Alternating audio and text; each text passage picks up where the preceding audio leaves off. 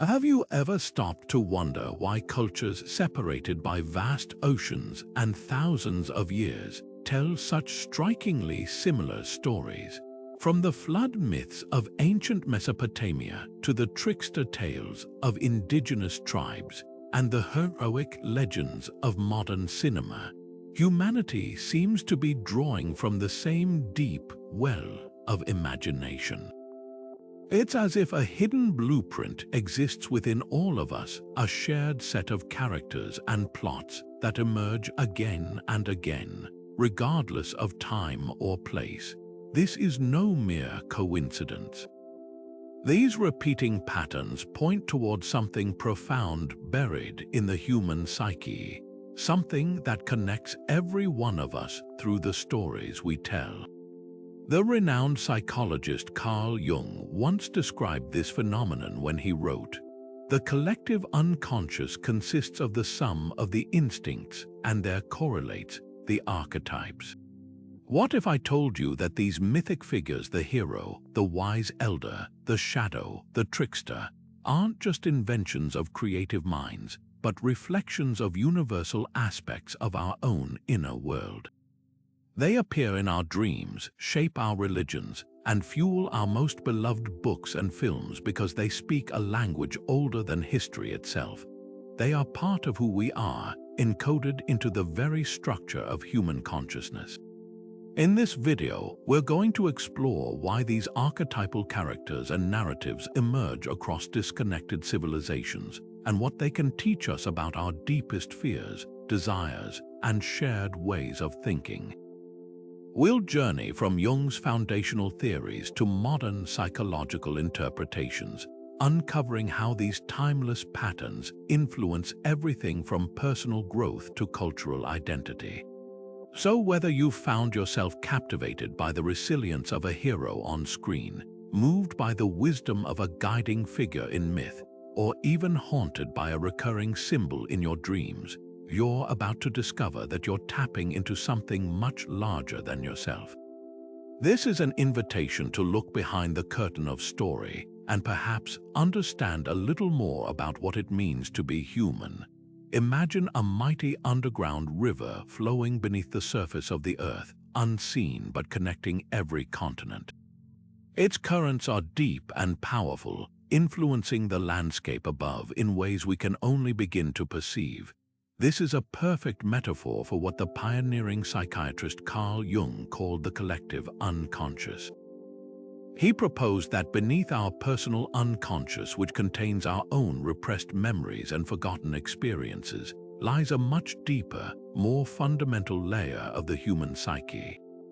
This collective unconscious is a shared reservoir, a kind of psychological inheritance that contains the entire accumulated experiences of our species, a common substrate of the mind that connects all of humanity. Jung described it not as something we acquire individually, but as something we are born with. It's a foundational part of our psychological makeup, inherited in the same way we inherit the basic physical structures of our bodies. Just as all humans are predisposed to develop a heart and lungs with the same essential functions, Jung believed we are all predisposed to develop a psyche with the same essential structures. From this vast, shared reservoir emerge the archetypes, those universal, primordial patterns of thought and imagery that form the basic building blocks of our stories, dreams, and myths. They are the deep, instinctual blueprints for characters like the hero, the mother, the wise old man, and the trickster. Crucially, these archetypes are not learned through culture. A child doesn't need to be taught what a monster is to fear something lurking in the dark. That image arises spontaneously from within. They emerge on their own, across all cultures and throughout history, in our most profound dreams, our most moving works of art, and the myths we tell to explain the world. This is why cultures that have had no contact with one another, separated by oceans and millennia, have created stories featuring nearly identical characters undergoing nearly identical journeys. It's not a case of one culture borrowing from another. It's a case of all cultures drawing from the same deep, internal well. Modern psychological research continues to find evidence that supports the enduring relevance of Jung's theory. Studies on infant behavior, for instance, show innate fears and attractions that align with archetypal imagery, long before any cultural conditioning could take full effect. The universal recognition of certain facial expressions and the instinctual understanding of narrative structures in stories further hint at these deep-seated, shared patterns within our minds. So if these figures and stories are indeed built into the very architecture of our psyche, it begs a profound question. What purpose do they serve? Why would our minds be pre-equipped with these mythic characters? To answer that, we need to meet these universal inhabitants of our inner world. Perhaps the most recognizable of all these universal patterns is the hero. This figure emerges from the collective unconscious to answer a fundamental human yearning, the quest for identity, purpose, and a place in the world.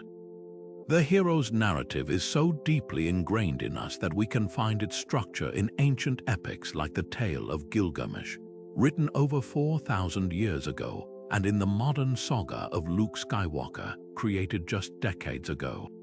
This is not a matter of copying stories. It's about different storytellers across vast stretches of time and space, independently tapping into the same powerful psychological blueprint. This blueprint was masterfully mapped by the mythologist Joseph Campbell, who called it the monomyth or the hero's journey. Campbell studied thousands of stories from around the globe and discovered they all shared a common skeletal structure, a cycle of departure, initiation, and return. It begins with a call to adventure, which the hero often initially refuses out of fear or hesitation. But with the help of a mentor or a push from circumstance, they cross the threshold into a special world of unknown dangers and wonders. This is where the real transformation occurs through a series of trials, allies, and enemies. The hero is tested to their absolute limit. They face their greatest fear in an ordeal that often feels like a death, either literal or symbolic, only to be reborn, claiming a reward or elixir. Finally, they must return to the ordinary world to share this boon, this hard-won wisdom, healing their community. Think of Odysseus, the Greek king fighting for 10 long years to return home to Ithaca, using his wits to survive monsters and temptations.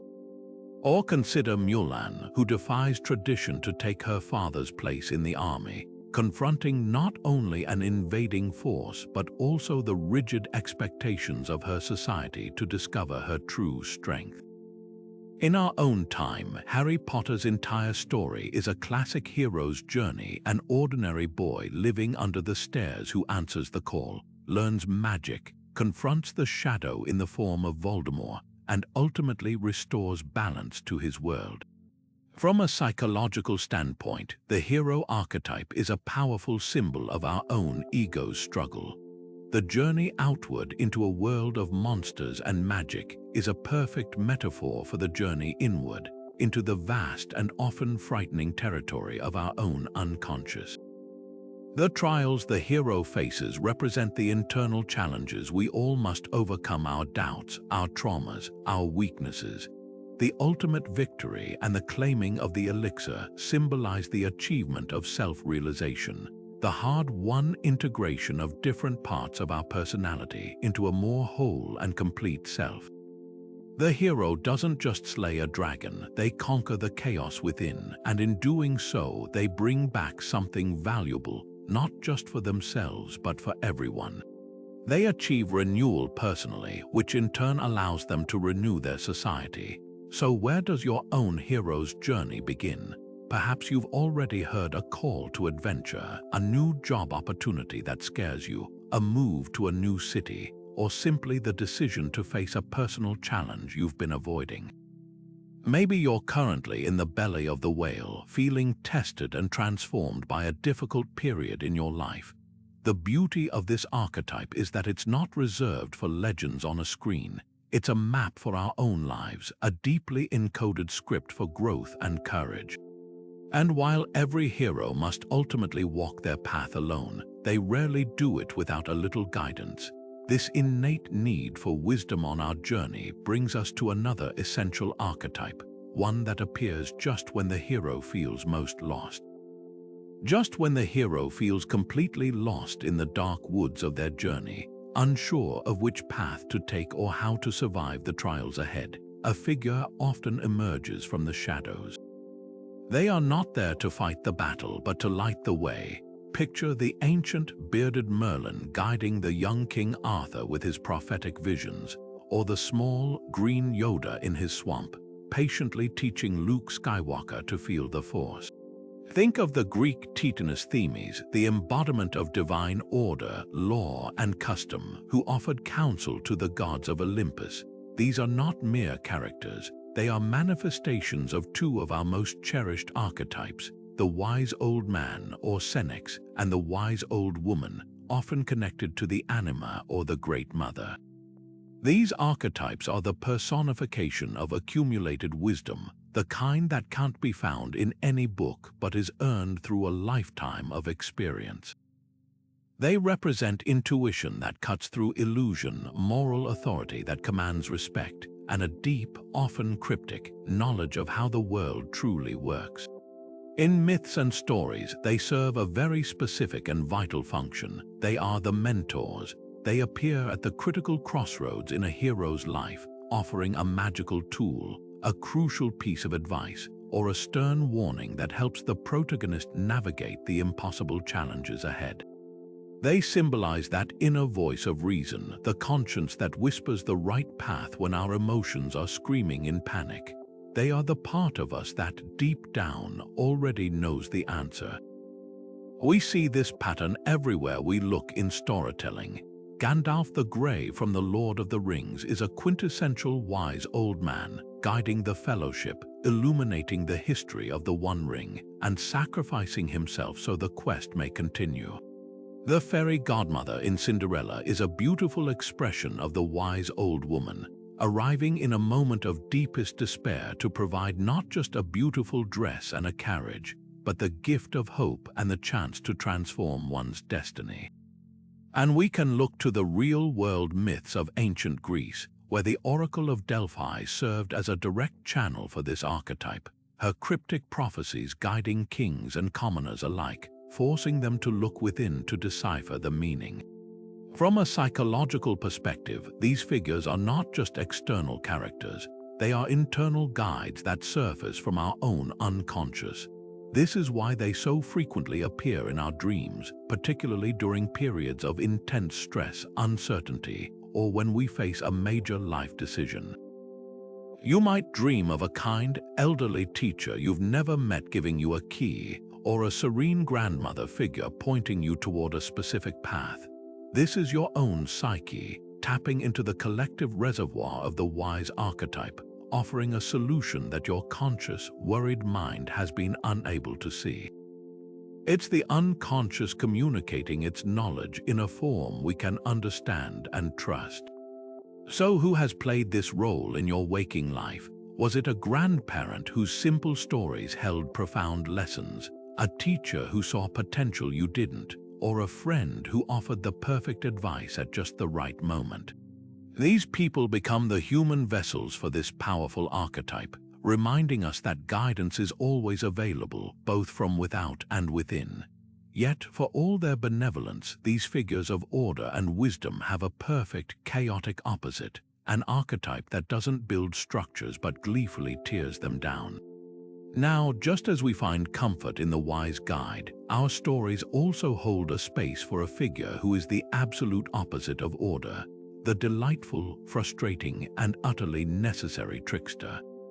Picture the Norse god Loki, who once cut off the beautiful golden hair of the goddess Sif purely for his own amusement, setting off a chaotic chain of events that led to the creation of Thor's mighty hammer. Or consider Anansi the spider from West African and Caribbean folklore, a cunning figure who often uses his wits to trick those much larger and stronger than himself, sometimes for food, sometimes for knowledge, and sometimes just to stir the pot. These characters don't just break the rules, they show us that the rules even exist, and they question who made them and why we should follow them. This is the essence of the Trickster Archetype. It is the ultimate boundary crosser, a figure of ambiguity who exists in the spaces between order and chaos, sacred and profane, wisdom and foolishness.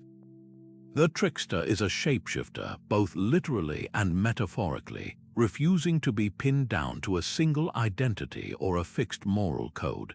Psychologically, this archetype represents the raw, untamed, and wildly unpredictable energy of the unconscious itself.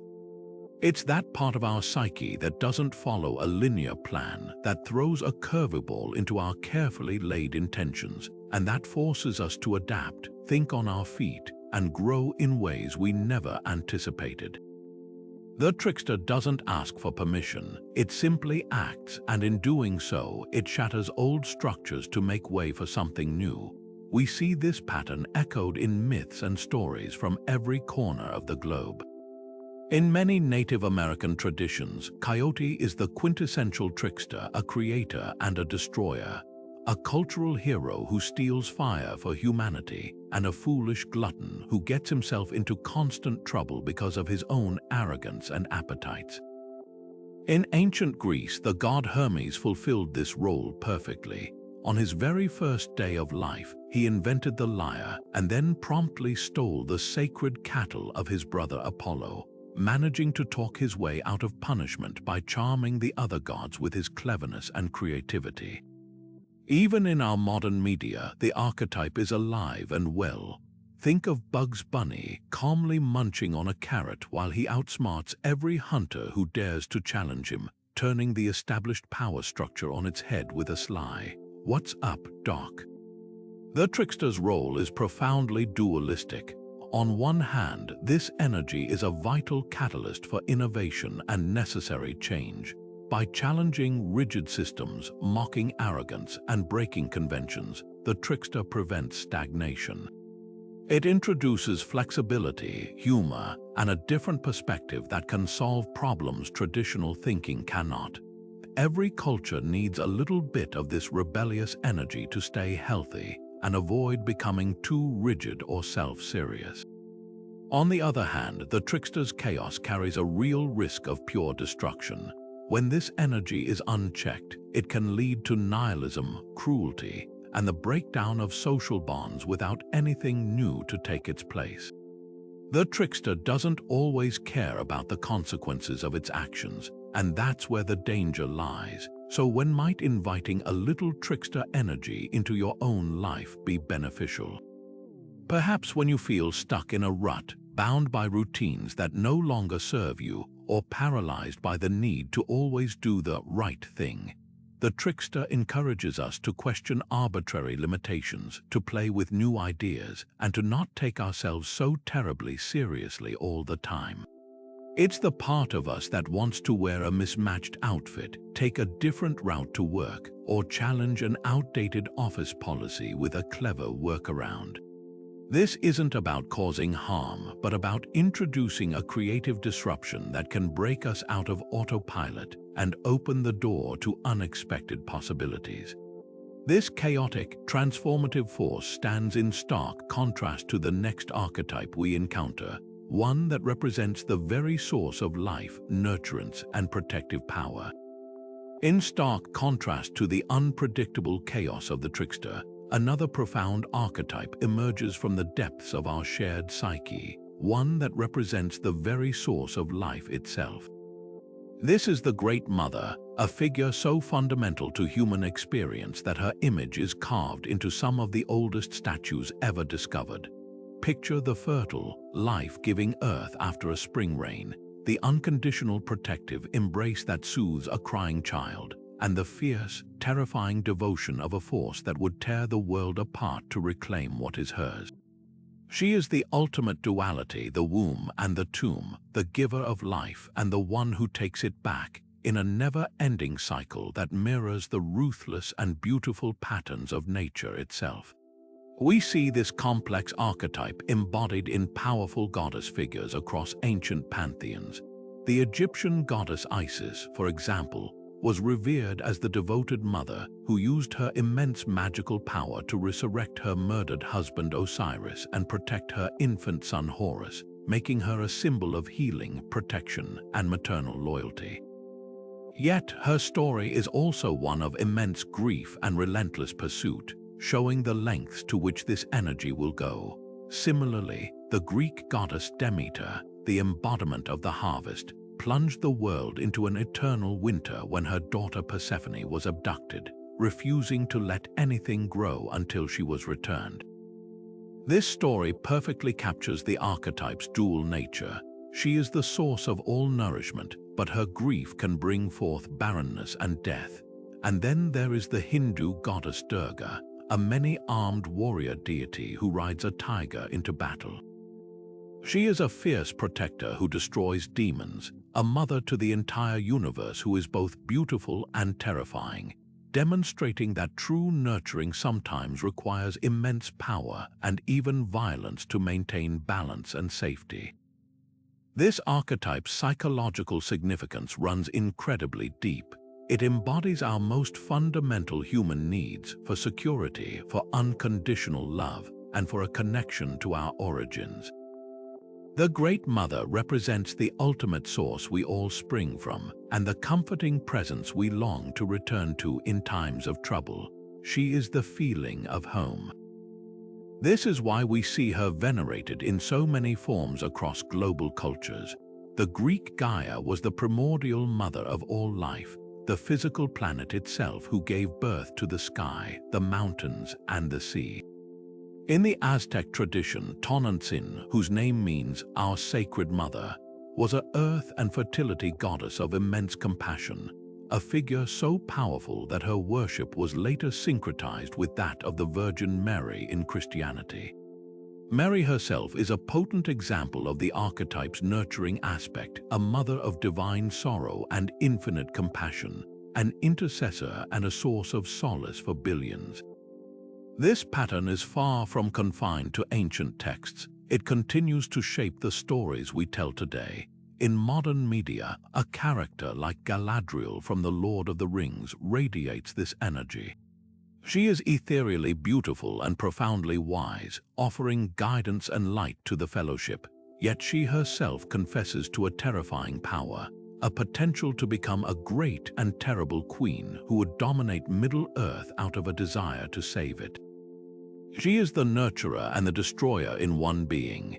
We also see the archetype in more abstract forms, like the personification of Mother Nature in countless films and advertisements, often depicted as a benevolent force that provides for us, but who can also unleash hurricanes and earthquakes when her balance is disrupted, a clear warning of the consequences of abusing that which nurtures us.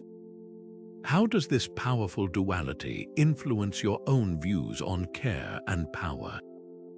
Do you see them as separate forces, or can you recognize moments in your own life where protecting something you love required a surprising strength or even a stern harshness?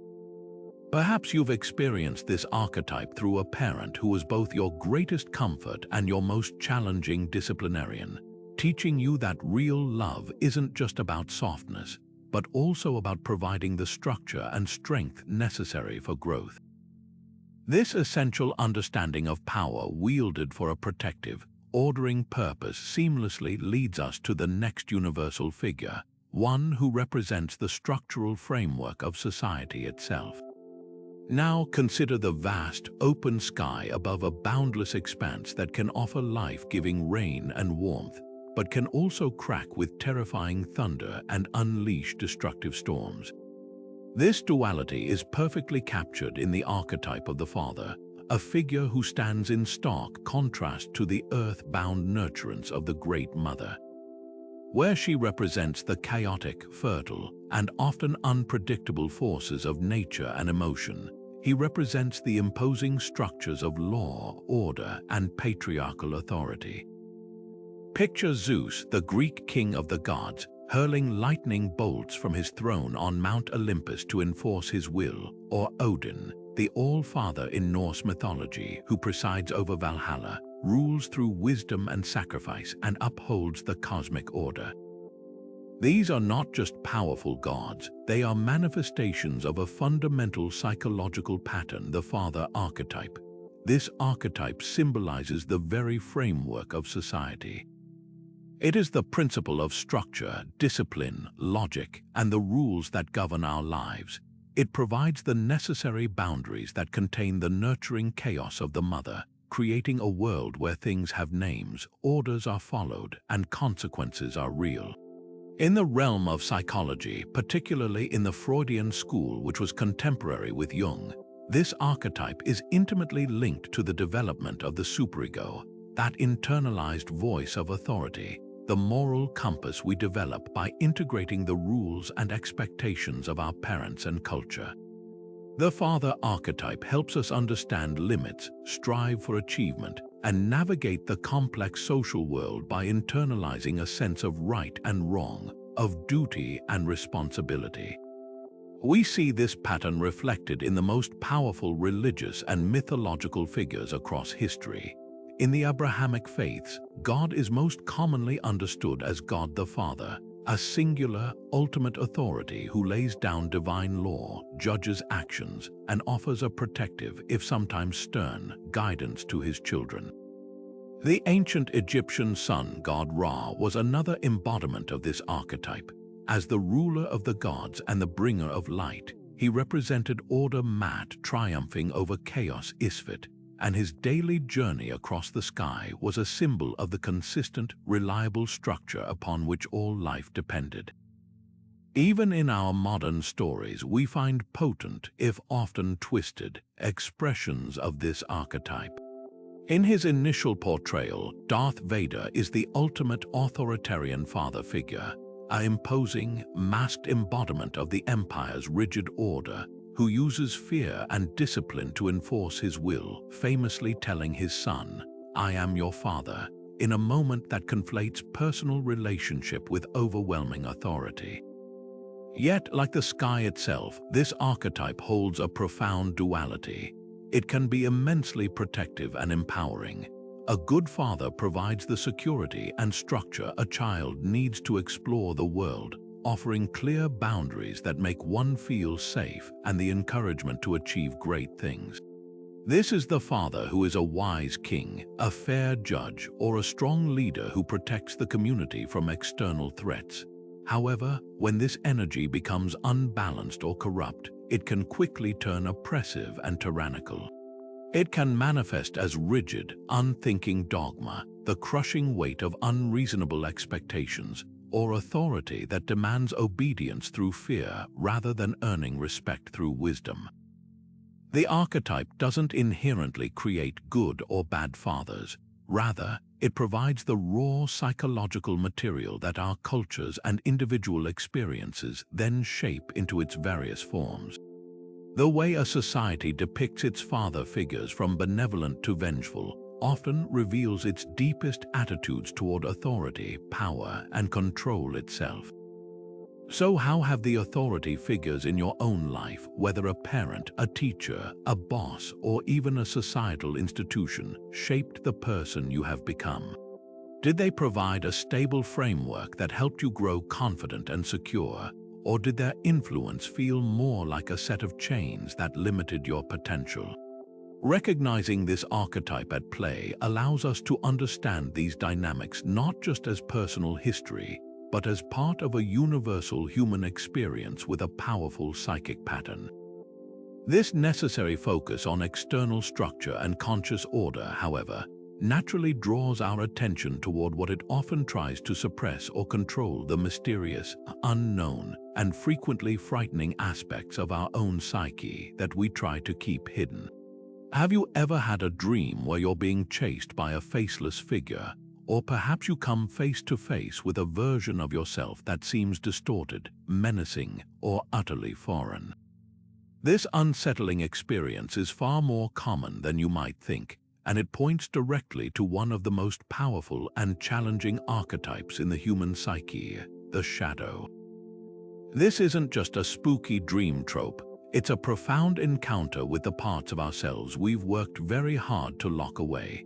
The shadow is the hidden basement of our personality, a repository for all the traits, instincts, desires, and impulses that our conscious mind or our culture has deemed unacceptable. It contains our raw jealousy, our petty angers, our hidden arrogance, our primal fears, and even our untapped creative power that we're too afraid to claim. We all have one, and according to Jung, the less we are aware of it, the blacker and denser it becomes, often controlling us from the depths without our ever realizing it. Throughout history, because this internal darkness is so difficult to face directly, cultures have projected it outward onto mythic figures and villains, creating external representations of this internal struggle. In ancient Egyptian mythology, we see this in the god Seth, the embodiment of chaos, violence, and the desert's barren harshness, who murders his own brother Osiris out of jealousy and rage. He isn't a simplistic villain, he is a necessary part of the cosmic order, representing the destructive forces that must be confronted and integrated. In Christian tradition, the figure of Lucifer, the brightest angel who fell from grace due to his pride and desire for autonomy, becomes the ultimate symbol of rebellious shadow energy, the part of us that refuses to submit and challenges divine authority. And in modern storytelling, we find one of the most heartbreakingly perfect examples of the shadow in J.R.R. Tolkien's Gollum.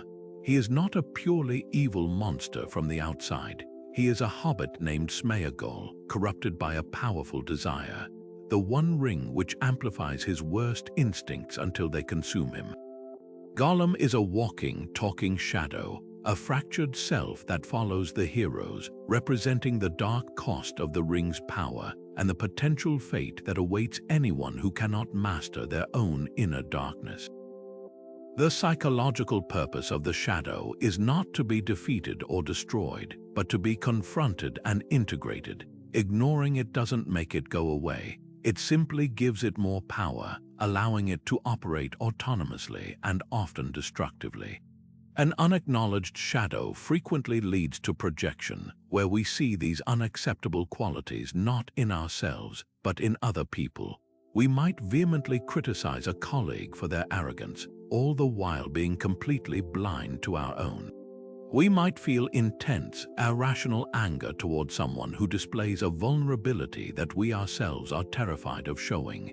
This is the shadow at work, pointing its finger outward because it's too painful to look within.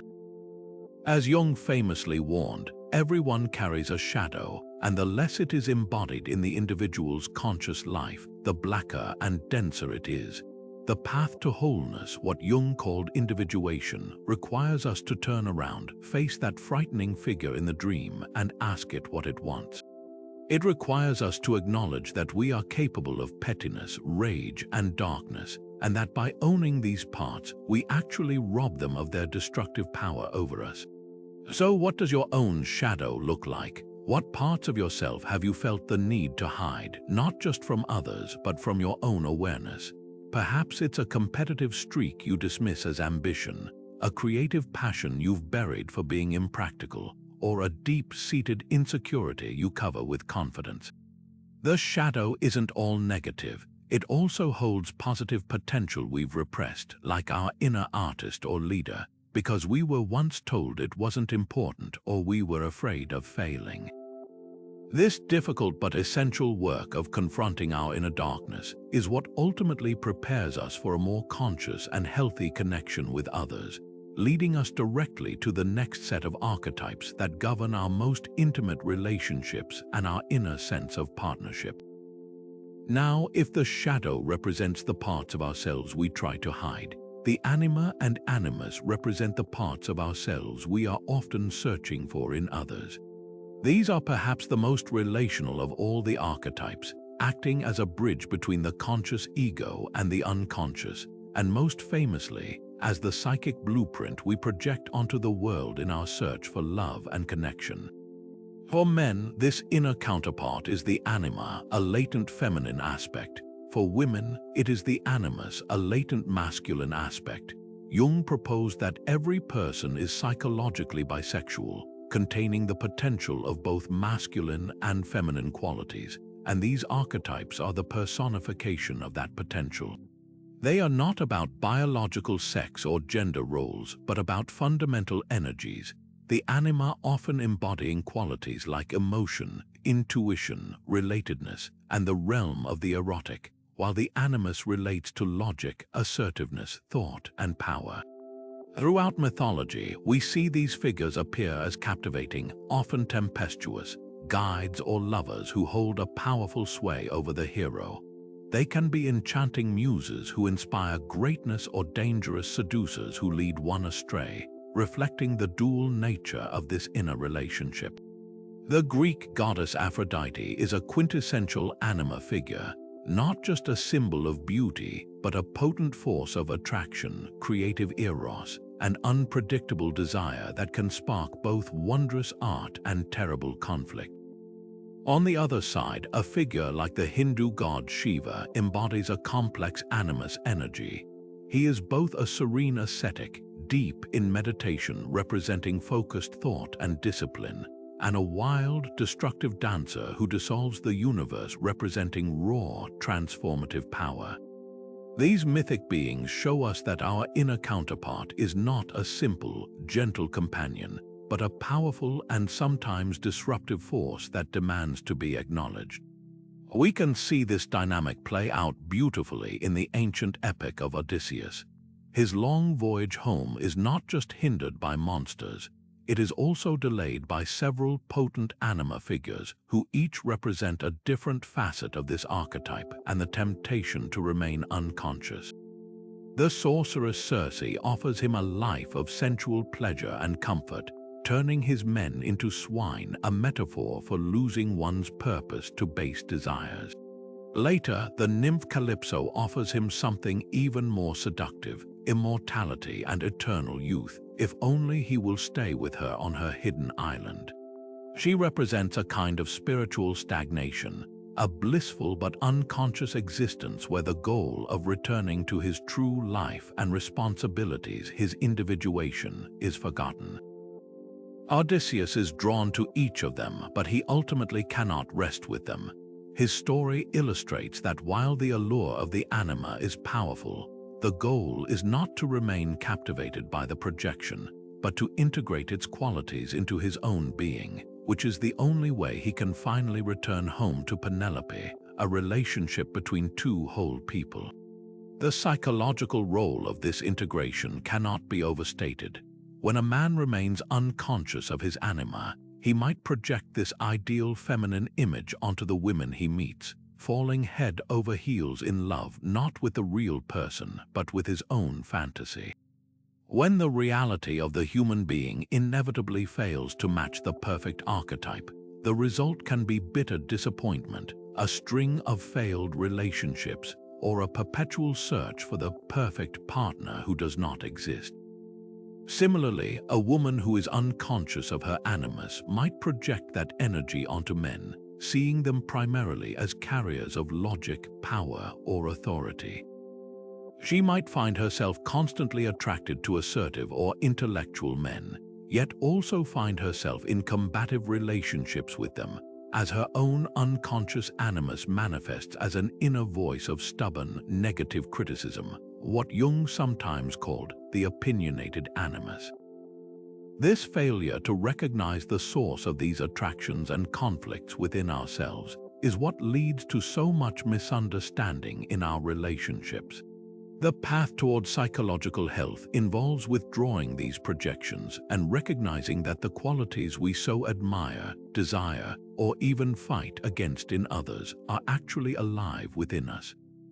For a man, integrating the anima might mean embracing his own capacity for nurturing, for intuitive understanding, or for connecting with his emotions without seeing it as a weakness. For a woman, integrating the animus might involve claiming her own inner authority, her capacity for focused thought and decisive action, without feeling she must rely on an external figure to provide it. This doesn't make us less masculine or feminine, it makes us more complete. It leads to what Jung called a conjunction of opposites, where these energies partner inside us, leading to profound creativity, more authentic relationships based on seeing the real other person, and a tremendous release of vital energy that was previously tied up in projection. So how does your own inner anima or animus influence your choices, especially in relationships? Have you ever found yourself instantly and powerfully drawn to someone, only to realize later you were captivated by an idea rather than the individual? Or perhaps you've noticed a pattern of butting heads with a certain type of person, only to discover you were arguing with a disowned part of yourself. This difficult but rewarding work of internal partnership is the crucial step that prepares the psyche for its ultimate goal, not just balancing masculine and feminine, but unifying all aspects of the self into a single harmonious whole. After journeying through the archetypes of the hero, the shadow, and the inner partnership of anima and animus, we arrive at the ultimate destination of this entire psychic process, the archetype of the self. This is not the self with a small s, your everyday ego and personality, but the self with a capital S, the complete, unified totality of the psyche. The perfect symbol for this is the mandala, a Sanskrit word meaning circle. Across countless cultures and eras, from Tibetan Buddhist sand paintings to the rose windows of Gothic cathedrals, we find this sacred circle, often divided into four or containing a central point. It is a universal symbol of wholeness, containment, and the harmonious integration of all opposing forces. The mandala represents the ultimate goal of the journey we've been tracing, a psyche where nothing is left out, where the conscious and the unconscious, the light and the dark, the masculine and the feminine, all coexist in a state of dynamic, peaceful balance. This central archetype of the self acts as the guiding force behind what Jung called individuation, the lifelong process of becoming the unique, undivided person you are meant to be. It's not about becoming perfect or some idealized version of yourself. It's about becoming more complete, more authentically you, by acknowledging and integrating all the disparate parts of your personality. Think of it as the conductor of an orchestra, ensuring that every instrument, the bold hero, the cunning trickster, the nurturing mother, the critical father, plays its part in harmony rather than letting one section drown out all the others. The self is the organizing principle that guides this entire symphony from within, pulling you toward your own fullest expression. Mythology and religion are filled with powerful symbols that attempt to depict this state of ultimate wholeness and realization.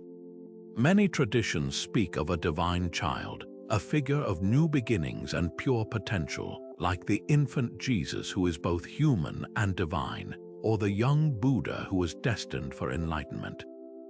This child represents the nascent, emerging self, a new level of consciousness being born from the union of opposites within the psyche. Alchemy, which Jung saw as a profound metaphor for psychological transformation, sought the philosopher's stone, a substance believed to turn base metals into gold and grant immortality. Psychologically, this stone is the achieved self, the ability to transform the lead of our primal, unconscious instincts into the gold of an enlightened, conscious life. And we see this concept in the idea of Christ consciousness or the enlightened Buddha nature, a state of being where one is fully awake, fully connected to the divine source, and fully at peace, having transcended the illusion of a separate ego. The beauty of this archetype is that it appears in remarkably similar forms across cultures that never had any contact with one another. In Hindu philosophy, the ultimate goal is to realize the Atman, the true self, which is understood to be identical with Brahman, the ultimate reality of the universe.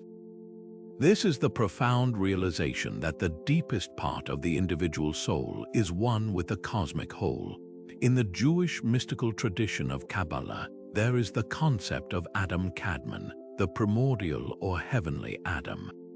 This is not the physical Adam of the Garden of Eden, but a cosmic blueprint of a perfect human being, a vast, luminous entity that contains all of creation within itself and represents the original, unified state of the soul before its fragmentation. And returning to alchemy, the ultimate goal of the great work was the creation of the rebis, a Latin term meaning two thing. This was depicted as a mystical being, often androgynous, holding the sun and the moon, symbolizing the perfect marriage and balance of all opposing principles, male and female, soul and spirit, conscious and unconscious into a single, indivisible whole. The psychological significance of achieving this integration cannot be overstated. When we are fragmented, with parts of ourselves locked away in the shadow or projected onto others, we are in a constant state of inner conflict. We feel at war with ourselves, drained by internal contradictions, and easily triggered by the outside world. Self-realization, the embodiment of this archetype, means making peace with yourself. It means no longer being ashamed of your flaws, no longer inflating your virtues, and no longer being a puppet to unconscious impulses. It leads to a profound sense of inner peace, not because life becomes perfect, but because you have achieved a stable center from which to weather any storm. You become more resilient, more creative, and more compassionate because you have made room for every part of what it means to be human. So what does wholeness truly mean to you in your own life? Does it feel like a sense of inner calm where you no longer need to pretend to be someone you're not? Is it the ability to hold two conflicting emotions at once without falling apart? Or is it the feeling of being deeply connected to something larger than yourself, while still being fully and completely an individual? This universal human yearning for unity, so beautifully expressed in these cross-cultural symbols, demonstrates how our deepest myths are not just stories, they are roadmaps for the soul. And this powerful concept of a shared, underlying pattern of wholeness provides the perfect bridge to see how these internal archetypes don't just live inside us, they spill out into the foundational stories that entire civilizations are built upon. Consider one of the most staggering coincidences in all of human mythology. In the ancient Mesopotamian epic of Gilgamesh, a man named Utnapishtim is warned by a god to build a giant boat to save his family and the seeds of all living things from a world-ending flood sent by an angry pantheon. Centuries later and a world away, the Hebrew book of Genesis tells of Noah, a righteous man instructed by God to build an ark to preserve life from a divine deluge meant to cleanse a corrupt world. And even further east, in ancient Hindu texts, the story is told of Manu, the first man, who is warned by a fish, an avatar of the god Vishnu of an impending flood, and who builds a massive ship to save himself and the 7 great sages. These civilizations were separated by vast deserts, mountains, and oceans, with no possible way to have communicated these stories to one another. Yet the core narrative is virtually identical.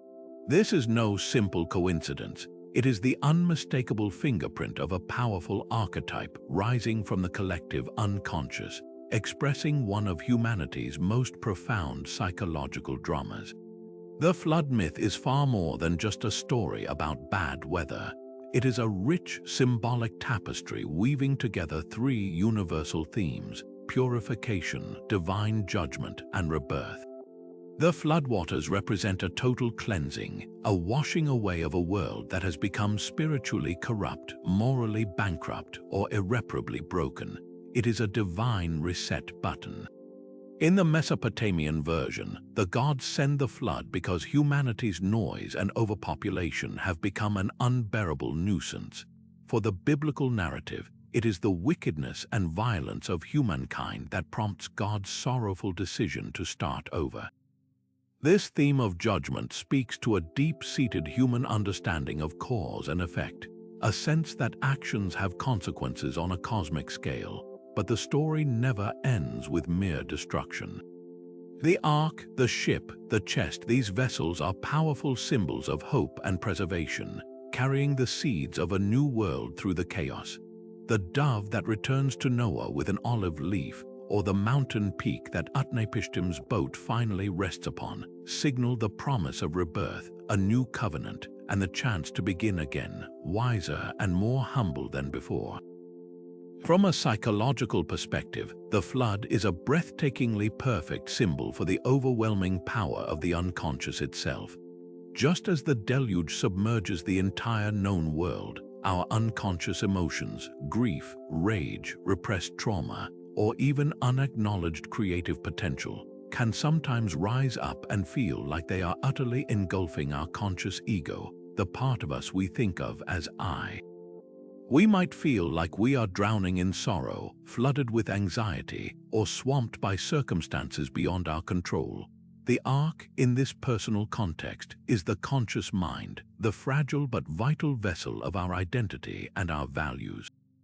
Building that ark means doing the difficult work of creating structure in our lives, seeking therapy, developing healthy coping mechanisms, or simply making a conscious decision to preserve what is good and true within us, even when everything outside feels chaotic. The journey through the flood is the process of holding on and trusting that these overwhelming waters will eventually recede, and that we will emerge on the other side, transformed and renewed, having integrated a part of ourselves that was once too powerful to face. What is truly fascinating is how each culture adapted this universal archetype to reflect its own environment, values, and fears. The Greeks had their own version with Deucalion, the son of the Titan Prometheus. Warned by his father of Zeus's plan to flood the earth, Deucalion and his wife Pyrrha built a chest and survived the 9 days of rain. When they landed on Mount Parnassus, they were told to repopulate the earth by throwing the bones of their mother behind them. Understanding this to mean the stones of Mother Earth, they did so, and the stones Deucalion threw became men, while the stones Pyrrha threw became women. This story emphasizes a theme of literal recreation from the earth itself. Across the Atlantic, indigenous cultures of the Americas have their own rich flood traditions. The Lenape people of North America tell of a time when the land was covered by a great sea, and only a few survivors escaped by floating on the back of a giant turtle. In the Andes, the Inca people spoke of a great flood unleashed by the god Viracocha to punish arrogant giants, with only 2 shepherds surviving by hiding in a sealed cave that floated high atop a mountain. These regional variations are not inconsistencies, they are proof of the archetype's incredible flexibility and power. The story molds itself to the landscape. It is a mountain in one culture, a turtle's back in another, but the core meaning remains unchanged. It is a story about catastrophe and survival, about the fragility of civilization, and about the resilience of life itself. And this pattern is not confined to ancient parchment and oral tradition. We are living through a new era of flood myths today. Our modern narratives about climate change and rising sea levels carry the same archetypal resonance. We see images of cities submerged, of polar ice caps melting, and we are collectively warned by scientists, our modern prophets, of a coming deluge of our own making. These stories tap into that same ancient fear of divine, or in this case natural, judgment for our transgressions against the earth, and the same desperate hope for renewal through sustainable technology and changed behavior, our modern arc. This powerful cycle of destruction and rebirth, of being utterly overwhelmed yet finding a way to preserve a spark of life, is the same essential pattern we see in the hero's journey.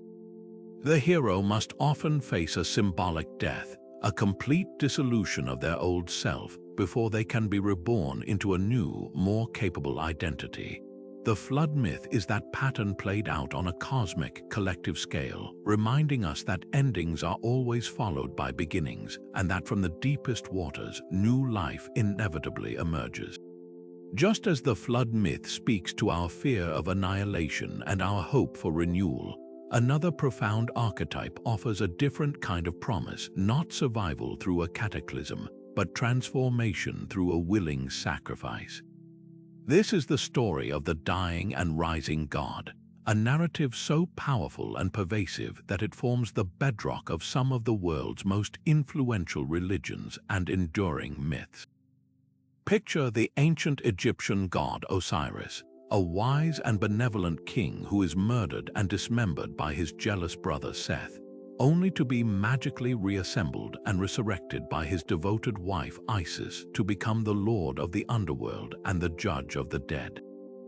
Or consider the vibrant, ecstatic figure of Dionysus in Greek mythology, a god of wine, frenzy, and the life force itself, who was torn apart by titans and then reborn. And of course, there is the central figure of Christianity, Jesus Christ, whose crucifixion, death, and resurrection 3 days later is the ultimate expression of this pattern for billions of people. These are not just tales of mortality, they are powerful allegories for the cyclical nature of existence itself, symbolizing the inevitable decay of the seasons, the necessity of sacrifice for a greater good, and the eternal, undying promise of life returning after what seems like a final end. The deep psychological resonance of this archetype is almost impossible to overstate.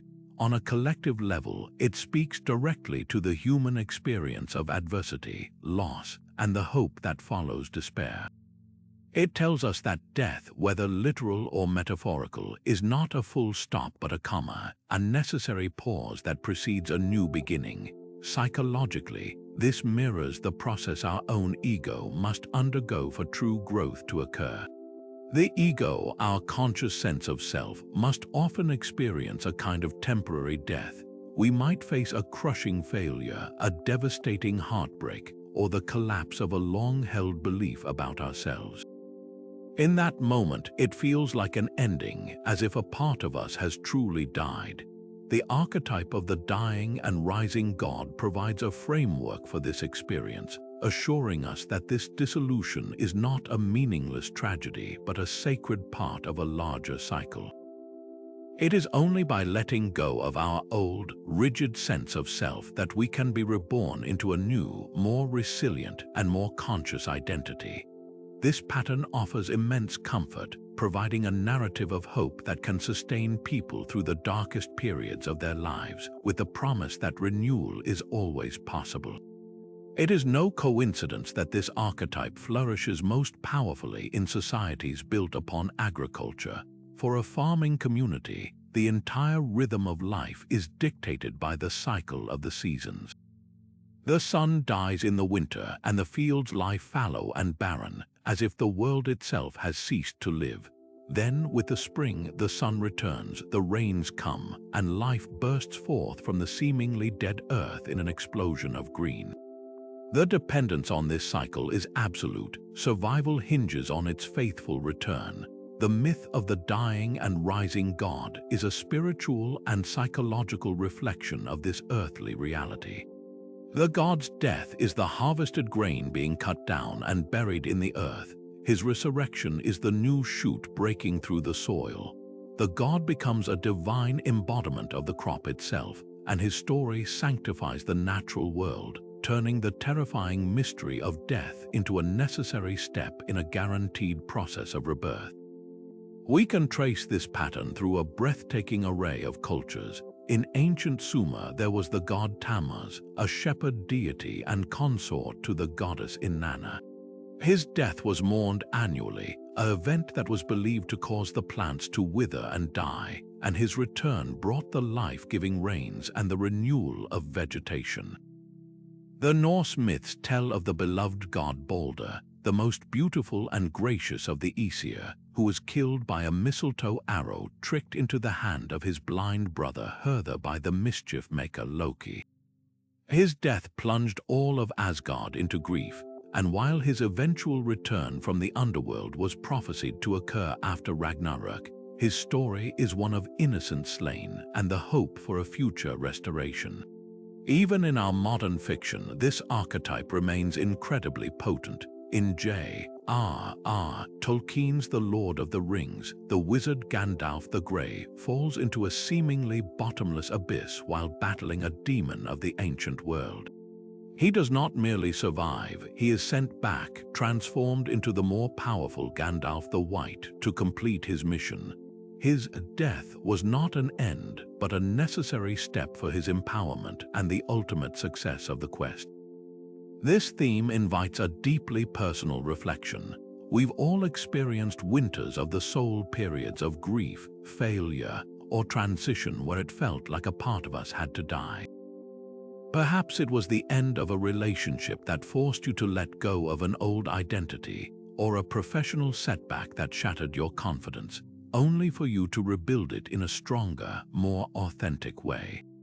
Can you recall a time in your own life when you experienced a kind of symbolic death, a loss that ultimately made space for a new beginning and a different, perhaps wiser, version of yourself to emerge?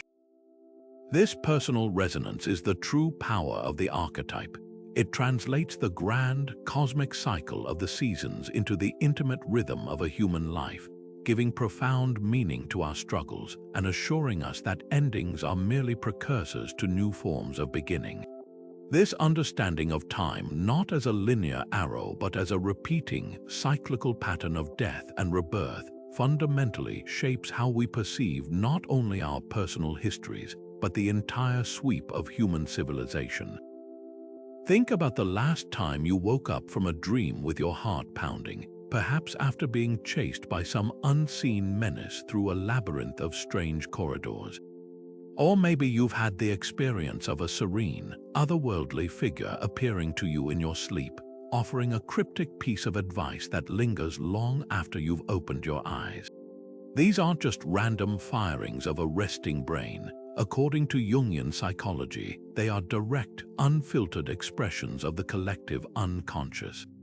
Our dreams are the royal road to this shared psychic realm, a nightly theater where the archetypes we've been exploring step out of the myths and into our personal dramas, using the raw material of our own lives to perform the oldest stories ever told.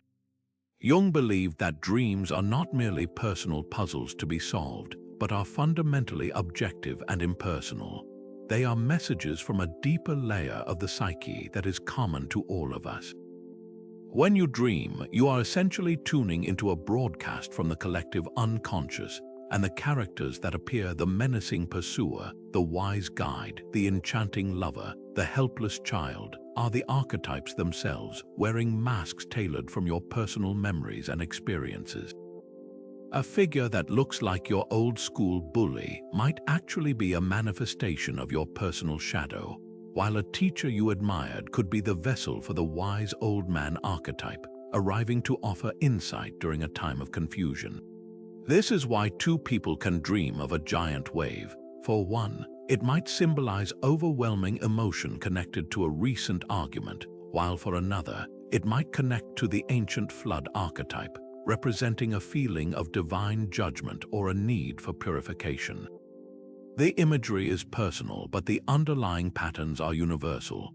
To decipher this symbolic language, Jung developed a technique called amplification. Instead of reducing a dream symbol to a single, fixed meaning, the way a traditional dream dictionary might, amplification involves enriching the symbol by comparing it to its parallels in mythology, religion, art, and folklore from around the world. The goal isn't to find one correct interpretation, but to circle the symbol with related imagery, allowing its deeper archetypal resonance to emerge. For instance, if you were to dream of a snake, amplification wouldn't stop at a simplistic meaning like deceit. You would explore what the snake has represented across cultures, a symbol of healing in the rod of Asclepius, a representation of cyclical time and eternity in the Ouroboros, a figure of transformation and knowledge in the Garden of Eden, and an embodiment of primal energy in Kundalini Yoga. By connecting your personal dream snake to these vast mythic themes, you begin to understand what transformative energy, what potential for healing or awakening might be trying to break through into your conscious life.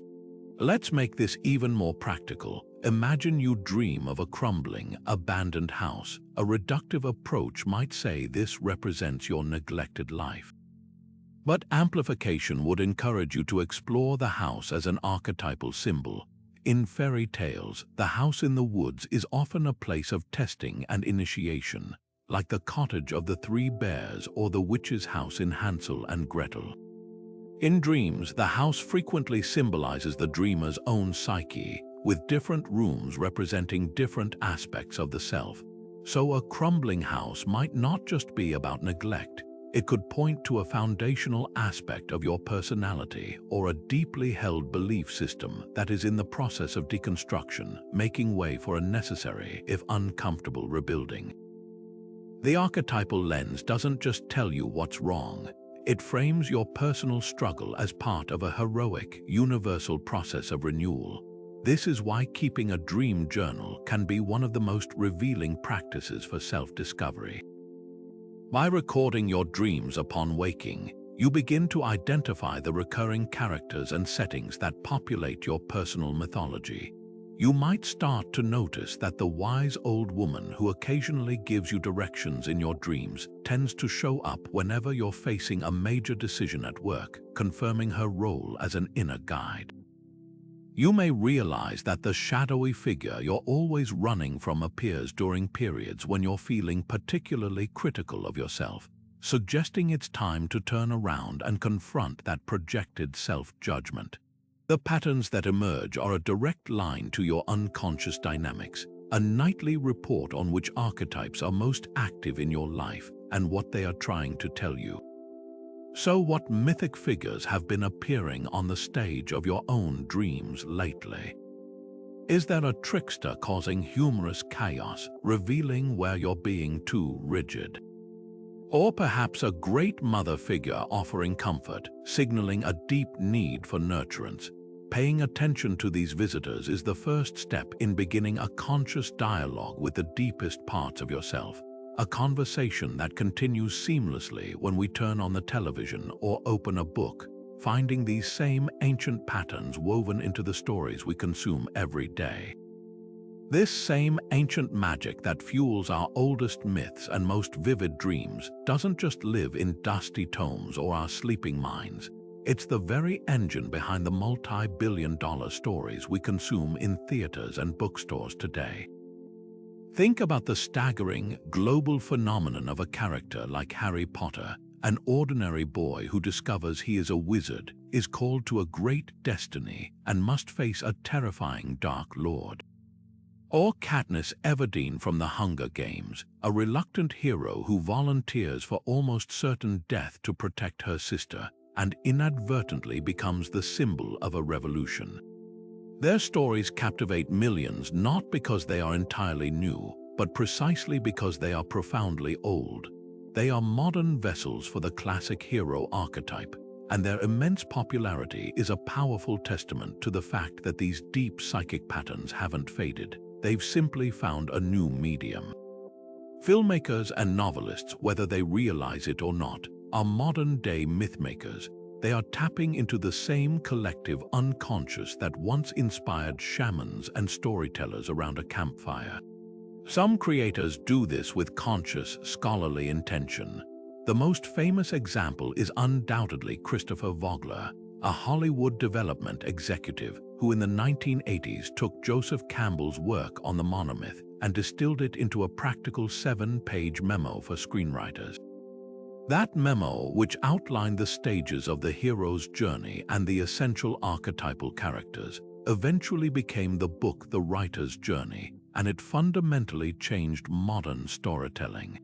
Vogler's framework provided a blueprint, a recipe for creating narratives that would feel instinctively satisfying and resonant to a global audience.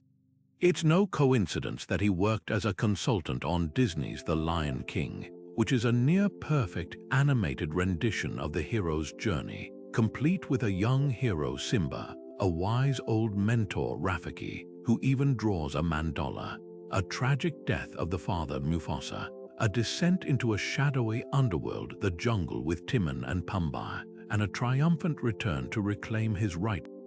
Kingdom, but you don't need to have read Vogler or Campbell to use these tools. Many writers and directors access these archetypes unconsciously, simply because these patterns are the native language of human drama. They are the shapes that stories naturally want to take. Look at the vast landscape of modern blockbusters, and you can easily spot these universal characters. In the Harry Potter series, Albus Dumbledore is the quintessential wise old man, or Senex. He is the guide, the keeper of secrets, the one who provides the tools and wisdom Harry needs for his quest, yet he is also flawed and complex, making him feel real. Over in the Marvel Cinematic Universe, Loki is arguably the most popular trickster figure of the 21st century. He is the god of mischief, the boundary crosser who constantly shifts allegiances, challenges authority, and creates chaos that ultimately forces other characters to grow and adapt. His appeal lies in that classic trickster duality. He's infuriating, unpredictable, and yet we can't help but be drawn to his charismatic energy. And the hero's journey itself is being constantly refreshed and reinterpreted for new generations. Disney's Mona is a brilliant, modern take on the archetype. Her call to adventure isn't to fight a dark lord, but to heal her world and save her people by restoring the heart of the goddess Te-Fiti. Her mentors are not a single wise old man, but her grandmother's spirit and the ancient wisdom of her ancestors' wayfinding. Her journey is one of self-discovery and cultural reclamation, proving that the core structure of the hero's path is flexible enough to hold an infinite variety of stories. These narratives feel universally appealing because they are not invented, they are recognized. They tap into the deep psychic patterns that are already wired into us. When we watch Luke Skywalker stare at the twin suns of Tatooine, yearning for adventure, or when we see Mona stand on the prow of her boat, finally embracing her identity as a voyager, something deep within us stirs in recognition. We are not just watching a character on a screen, we are witnessing an externalized version of our own internal struggles, our own desires for purpose, identity, and transformation. This connection is so personal that it invites a moment of self-reflection. Which modern character do you find yourself drawn to or relating to most deeply? Is it the strategic brilliance of a character like Game of Thrones' Tyrion Lannister, who uses his wit to overcome physical limitations? Or perhaps the unwavering hope and compassion of the Lord of the Rings' Samwise Gamgee, the loyal friend whose simple courage saves the world? Maybe it's the complex anti-hero like Breaking Bad's Walter White, a dark exploration of the shadow side of the masculine provider archetype gone horribly wrong. Your answer can be a powerful window into your own psyche, revealing which archetypal energies are most active or most needed in your own life at this very moment. This incredible influence of media constantly repackaging these ancient patterns demonstrates a crucial truth. While the costumes, settings, and special effects may evolve with technology, the fundamental human stories, the archetypes themselves, remain timeless and constant. While these archetypes provide a powerful map of the human psyche, it's crucial to recognize that the map is not the territory.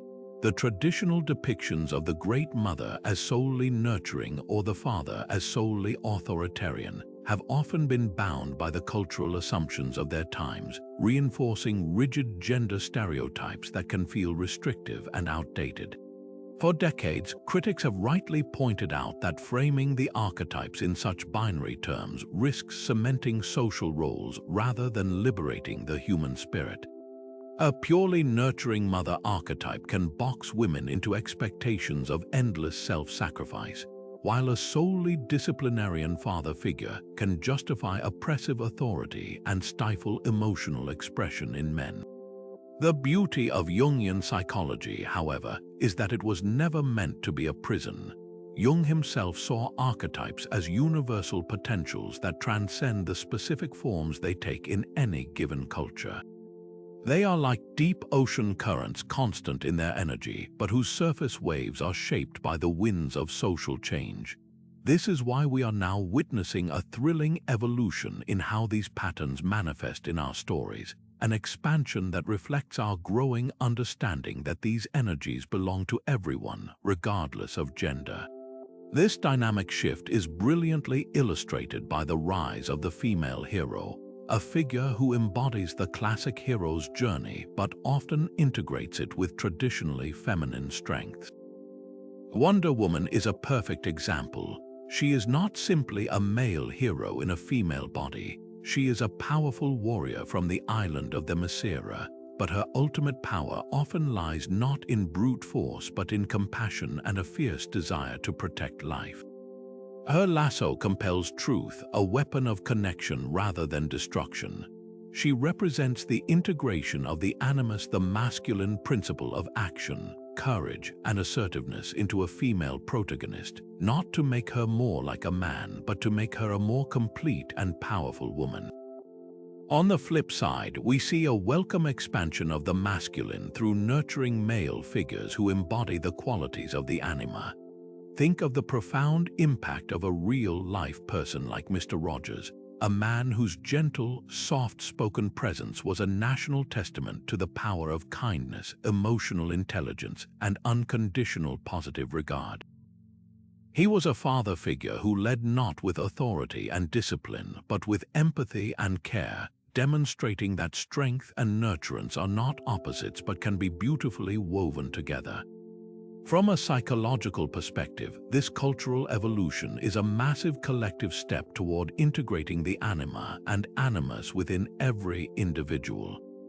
Jung believed that psychological health required a man to acknowledge and embrace his inner feminine aspects, his anima, and a woman to acknowledge and embrace her inner masculine aspects, her animus. When we only see male heroes and female nurturers in our stories, we are presented with a fractured view of the human potential.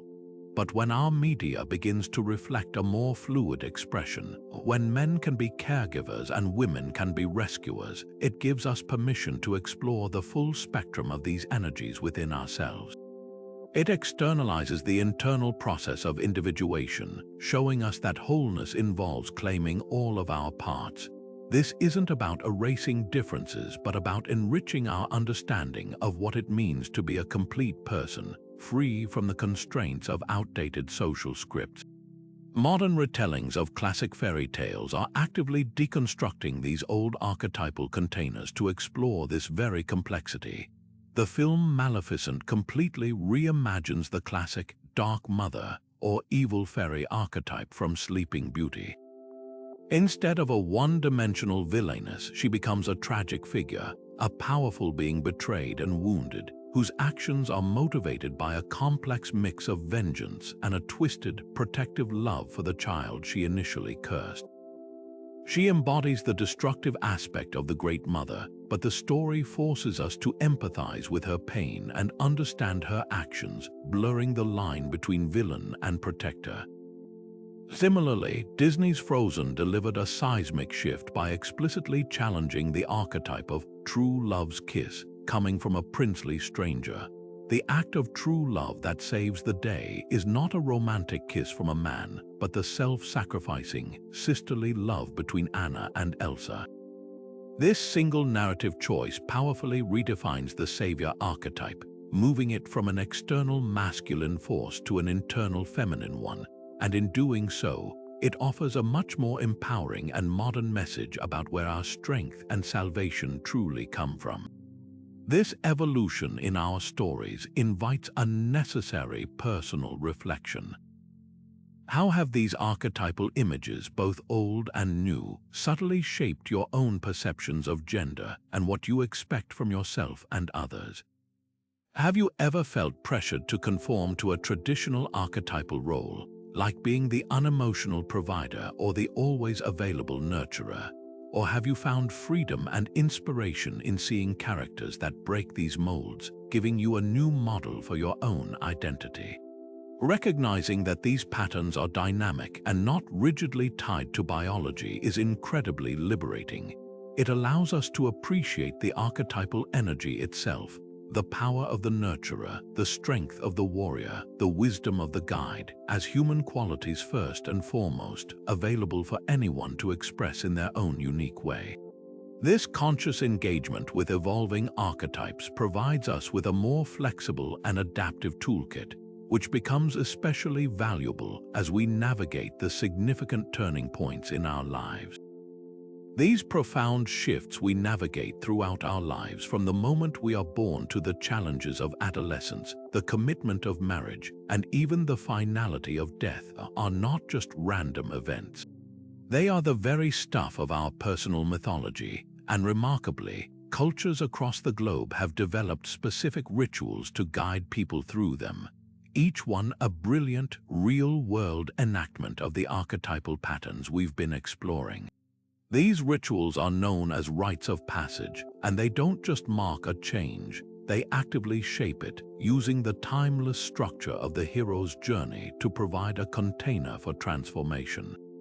Every meaningful rite of passage, whether it's a 2-day vision quest or a 2-hour graduation ceremony, contains the same essential archetypal ingredients: a separation from the familiar known world, a challenging ordeal or trial in a special, liminal space, and finally, a return to the community, but fundamentally changed and with a new status or wisdom to share. The psychological power of this archetypal roadmap is immense. Change is inherently frightening because it involves venturing into the unknown and the potential death of an old identity. By framing a major life transition within this familiar, mythic structure, rites of passage perform a kind of psychic alchemy.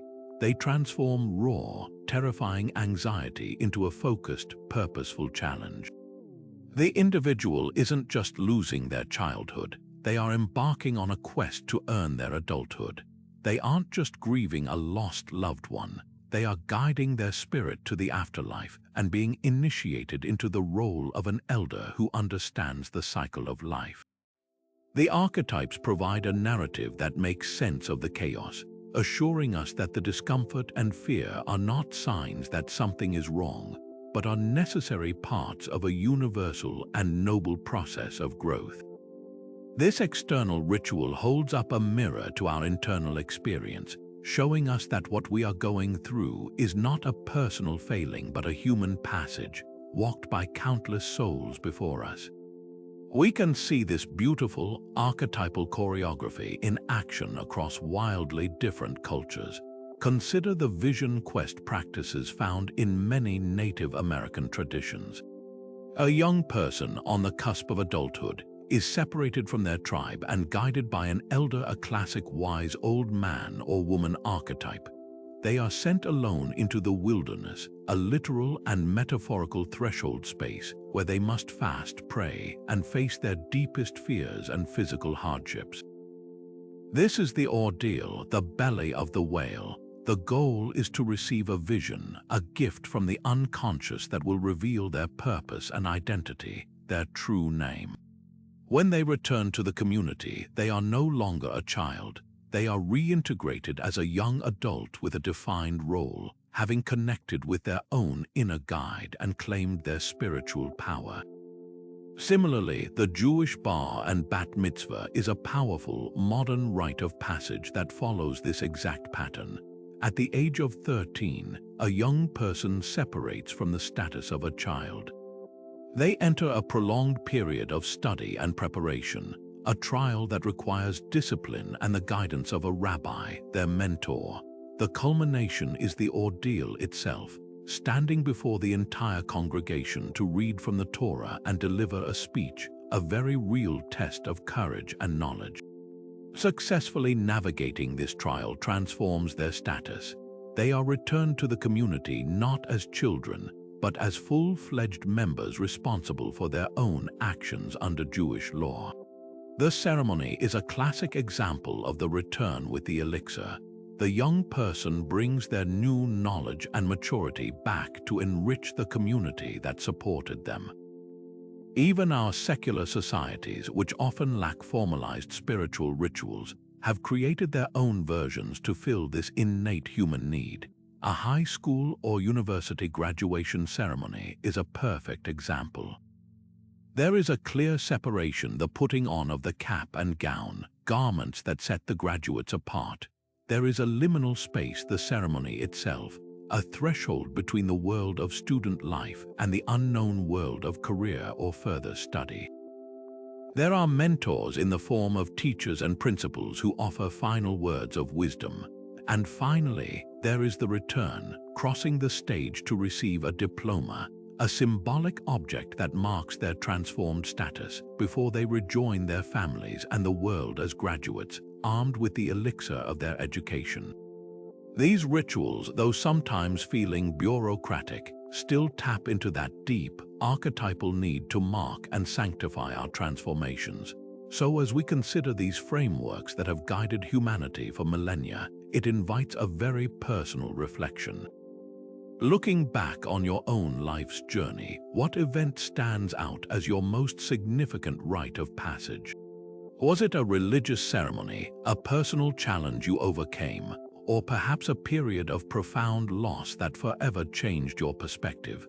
Recognizing these moments as part of a grand, archetypal pattern doesn't diminish their personal meaning. It deepens it, connecting your individual story to the eternal human story of growth through challenge. This innate ability to find structure and meaning in our personal transformations becomes our most crucial tool when life doesn't offer a ceremony, when we are faced with unexpected, shattering crises that threaten to overwhelm us completely.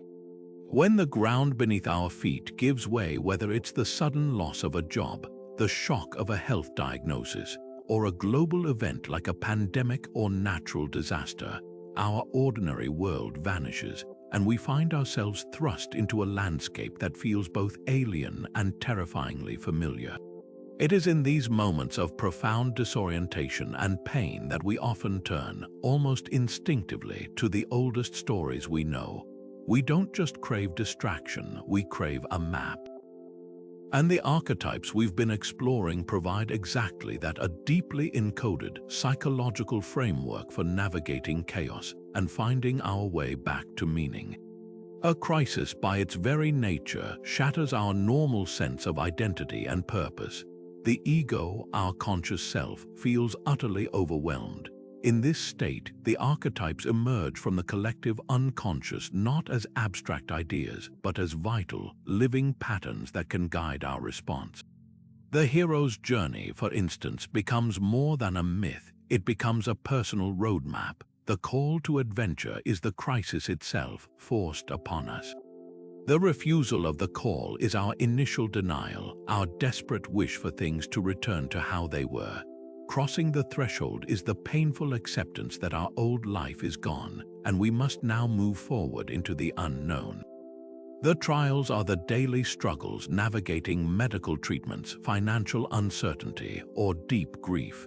The ordeal is the darkest night of the soul, where we confront our deepest fears. And the return with the elixir isn't about going back to normal, but about integrating the experience, emerging with a hard-won resilience and a new understanding of what matters most. This isn't just a poetic comparison, it's a psychological survival mechanism. The renowned psychiatrist and Holocaust survivor Viktor Frankl developed a whole school of therapy, logotherapy, based on the fundamental principle that our primary drive in life is not pleasure, but the discovery of meaning. His experiences in the concentration camps led him to observe that those who could find a sense of purpose, even in the midst of unimaginable horror, were far more likely to survive. He wrote, "Those who have a why to live can bear with almost any how." This is the essence of the hero's ordeal, finding the why in the depths of the how. Frankl's work beautifully parallels these ancient mythic patterns.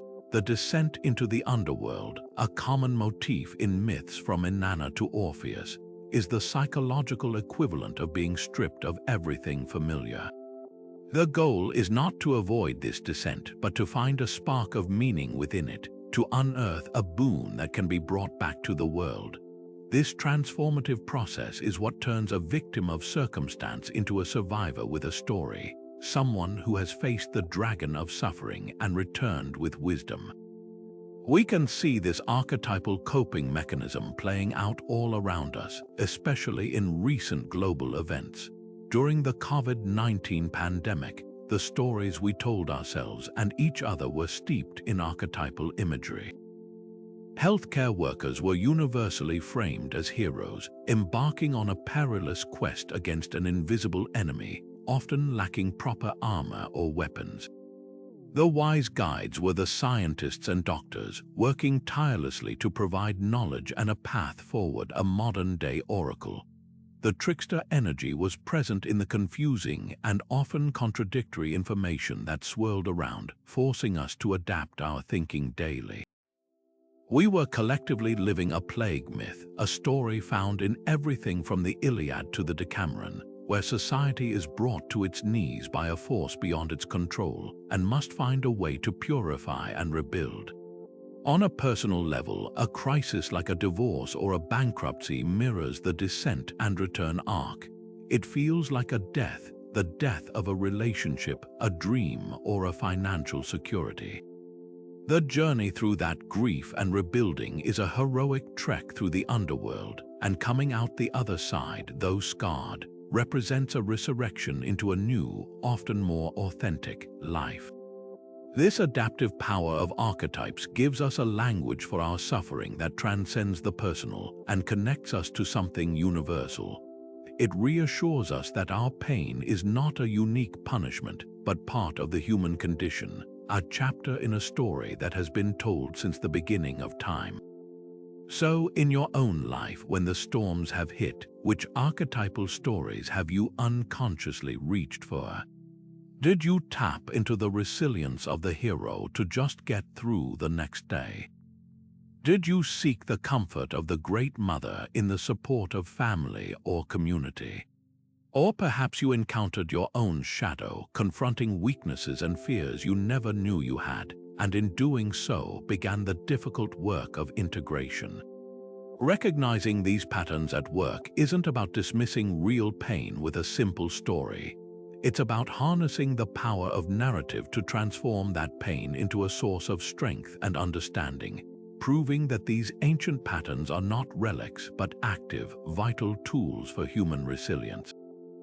However, for all its illuminating power, archetypal theory is not without its critics, and it's crucial that we examine these limitations with a clear and honest eye.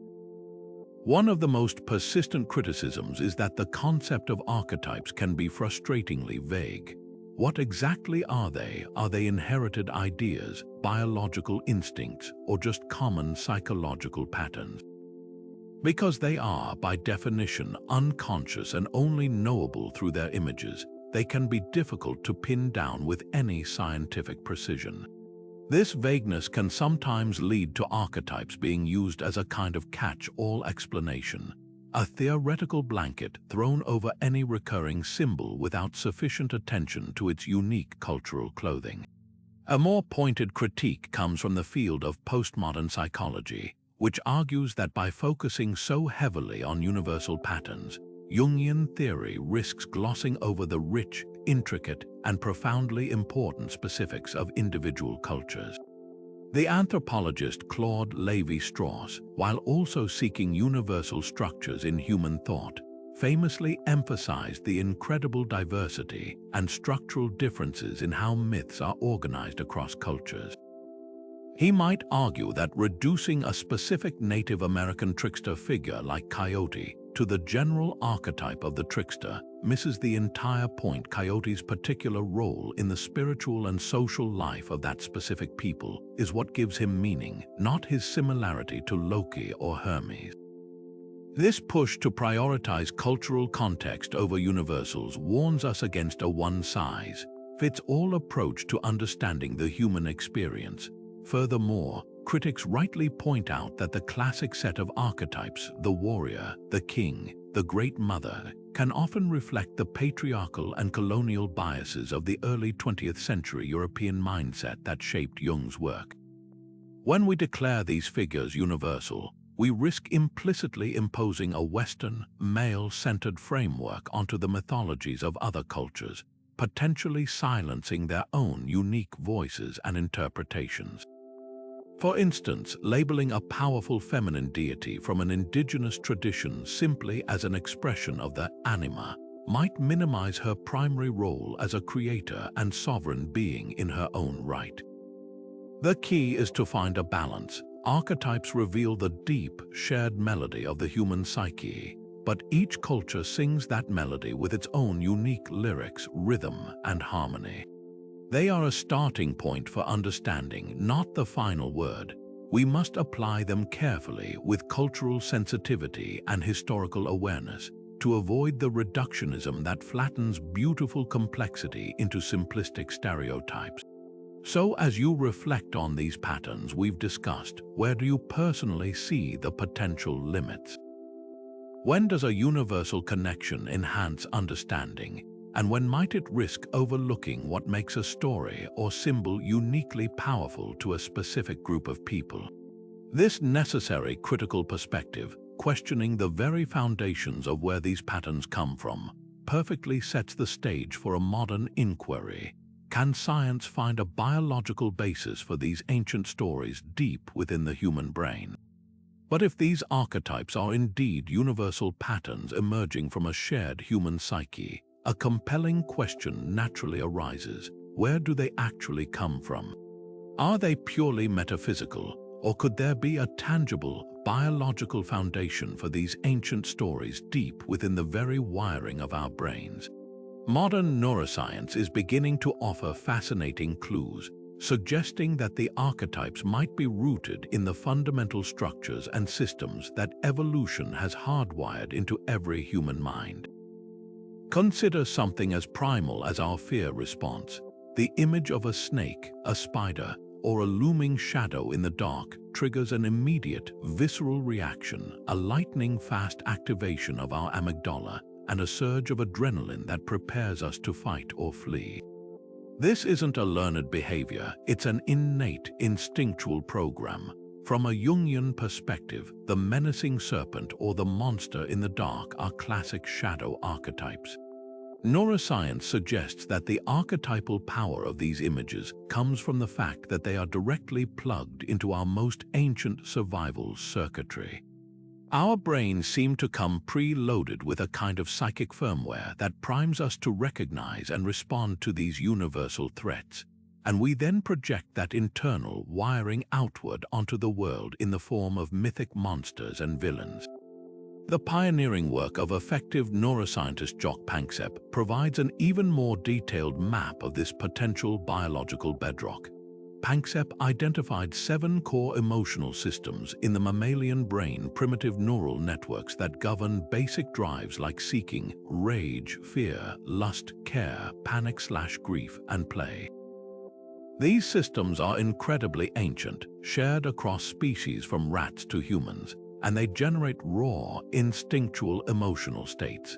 It's not a huge leap to see how these foundational systems could be the biological engines for our most fundamental archetypes. The seeking system, which fills us with curiosity and the urge to explore our environment, could be the very neural underpinning of the hero archetype, driving us to answer the call to adventure. The care system, which motivates nurturing, bonding, and protection of the young, looks like the clear biological origin of the great mother archetype. Even the play system, which inspires social joy, roughhousing, and the testing of boundaries, resonates powerfully with the exuberant, rule-breaking energy of the trickster. Panksepp's work suggests that archetypes may not be mystical symbols, but rather the personified, narrative expression of these deep, subcortical emotional currents that flow through all of us. We can see this biological imperative in action with something as simple as a baby's face. Across cultures, humans find infantile features: a large head, big eyes, a small nose, and a rounded face, overwhelmingly appealing and nurturing. This is known as the baby schema or Kindchen schema, and it's not a social construct, it's a hardwired trigger.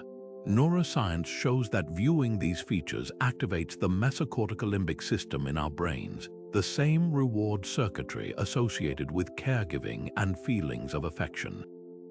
This innate response ensures that adults are motivated to care for helpless infants, guaranteeing the survival of our species. This isn't just a reflex, it's the precise biological mechanism that gives rise to the archetypal image of the divine child, a symbol of innocence and potential, and also fuels the nurturing response of the Great Mother. The archetype is the story. The brain structure is the switch that makes the story compelling and universally understood. Furthermore, the discovery of mirror neurons in the 1990s offered a potential neural basis for the empathy that is so crucial to archetypal storytelling. These are specialized brain cells that fire not only when we perform an action ourselves, but also when we see someone else perform that same action. If you watch someone grasp a cup, smile in joy, or grimace in pain, a subset of the neurons in your own brain responsible for those actions and emotions will activate as well, mirroring their experience. This neural mechanism is believed to be fundamental for learning, imitation, and most importantly, for understanding the intentions and emotions of others. It allows us to feel what others are feeling, to get inside their heads. This biological capacity for empathy is what allows us to connect so deeply with the hero's struggle, to feel the grief of Demeter, or to understand the trickster's mischievous intention. Mirror neurons create a shared neural experience, a biological echo that makes mythical narratives feel personally resonant. They are the hardware that runs the software of myth, enabling the theory of mind required to project ourselves into these universal stories and see our own lives reflected back at us. So, could it be that archetypes are, in fact, innate brain structures? The evidence from neuroscience points compellingly in that direction. It suggests that the collective unconscious might be less a mystical realm and more the accumulated, inherited biological software of the human species, a set of deep, emotional, and perceptual programs that have been sculpted by evolution over millions of years. These programs ensure that we are born ready to recognize caregivers, fear threats, seek out resources, and connect with our tribe. And because we are also born storytellers, we inevitably weave these deep, nonverbal instincts into narratives. We personify the care system as a benevolent goddess, the fear system as a terrifying dragon, and the seeking system as a hero on a quest. The brain provides the fundamental chords, and culture composes the infinite variations of the song. This scientific perspective doesn't diminish the power of archetypes. It grounds their mystery in the magnificent, tangible reality of our own biology, showing how the stories that have always defined us are quite literally written into the fabric of our minds. Now consider the immense diversity of religious figures worshipped across the globe. In the serene, compassionate gaze of a Buddha statue, we see the archetype of the wise old man perfected, a being who has achieved ultimate enlightenment and offers a path away from suffering through inner peace and detachment. This figure addresses a profound human need for wisdom and an end to existential pain. Contrast this with the formidable, often fearsome depiction of Jehovah in the Old Testament, a powerful Father Archetype who lays down divine law, judges transgressions, and demands obedience, yet also offers a protective covenant to his people. This god embodies the need for structure, justice, and a clear moral order in a chaotic world. Then there is the Hindu goddess Kali, a terrifying manifestation of the Great Mother archetype. She is depicted with a garland of skulls, a sword, and a lolling tongue, dancing on the corpse of the demon she has slain. She represents the destructive, transformative power of time that devours all things, yet she is also revered as a loving mother who destroys ignorance and ego to liberate her devotees.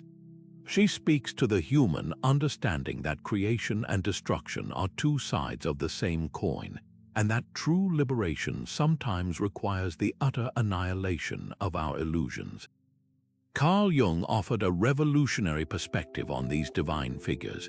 He proposed that the gods and goddesses of all religions are not necessarily external, supernatural beings, but are rather powerful projections of the archetypes residing within the collective unconscious. In this view, the human psyche, faced with the overwhelming mysteries of existence, death, and the cosmos, externalizes its own internal structures. We project the archetypes outward onto the cosmos, clothing them in cultural stories and imagery, and thus create gods in our own psychic image. This process is not a lie or a simple invention. It is a fundamental way that the human mind relates to the divine, or to the ultimate mysteries of reality. We create these symbolic figures because we need a language to communicate with the depths of our own being. A purely abstract, formless divine principle is incredibly difficult for the human mind to grasp or relate to. But a god or goddess with a personality, a story, and a specific domain provides a point of contact. We can pray to a compassionate bodhisattva who vows to save all beings, or seek the blessings of a benevolent Isis, because these figures give a face and a heart to the universal energy of compassion and nurturance that we sense exists. This process is powerfully activated and reinforced through ritual. The rituals of religion are not empty routines. They are symbolic actions designed to tap directly into the power of the archetypes.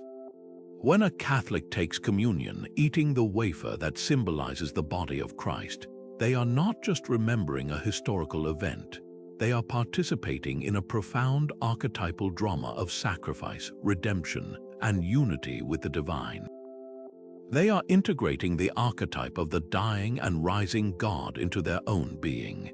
When a Hindu devotee performs puja before a statue of Shiva, offering light, water, and incense, they are engaging in a relationship with the archetype of the transformer, the destroyer of ignorance, and the cosmic dancer. The ritual makes the archetype present and active in the worshipper's life. This is why rituals provide such deep comfort and foster such strong community. They allow individuals to collectively experience these powerful psychic forces, creating a shared sense of meaning and belonging that transcends the isolated ego.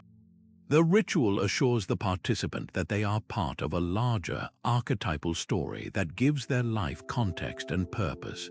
So as we reflect on the vast tapestry of world religion, it invites a deeply personal inquiry. How do your own spiritual beliefs or your understanding of the divine reflect these underlying archetypal patterns? Whether you find solace in the structured guidance of a father god, feel connected to the universe through the nurturing energy of a goddess, or seek wisdom through the image of an enlightened teacher, you are engaging with these eternal patterns of the human soul. Recognizing this doesn't reduce faith to mere psychology. Instead, it deepens our appreciation for the incredible power of the human psyche to create meaningful bridges between our conscious lives and the transcendent mystery that surrounds us. This sacred connection, this dialogue between the human and the divine through symbol and story, shows us that the archetypes are not confined to temples and texts. They are alive and active, shaping our roles and interactions in the most ordinary moments of our daily existence. But this isn't just a theoretical exercise happening in storybooks. It's the very fabric of our daily interactions and the roles we unconsciously step into. Think about the last time you stayed late at the office to rescue a project that was going off the rails, pushing through exhaustion to ensure your team succeeded. In that moment, you are channeling the hero archetype, or consider that friend in your group who constantly cracks jokes and playfully pokes fun at everyone's seriousness, lightening the mood and preventing the group from becoming too rigid. That's the trickster at work, using humor to break down barriers. And at home, perhaps you're the one who instinctively makes soup for a sick family member, offers a listening ear without judgment, and creates a space of safety and comfort. embodying the nurturing energy of the caregiver or the great mother. We are all a cast of characters in our own life's play, and we constantly shift between these archetypal roles depending on the situation, the people we're with, and what the moment demands. Understanding that these deep patterns are operating just beneath the surface of our everyday consciousness can be a game changer for self-awareness and for the health of our relationships. The real magic happens when we learn to spot these archetypes in action, both in ourselves and in the people around us. This awareness acts like a decoder ring for human behavior.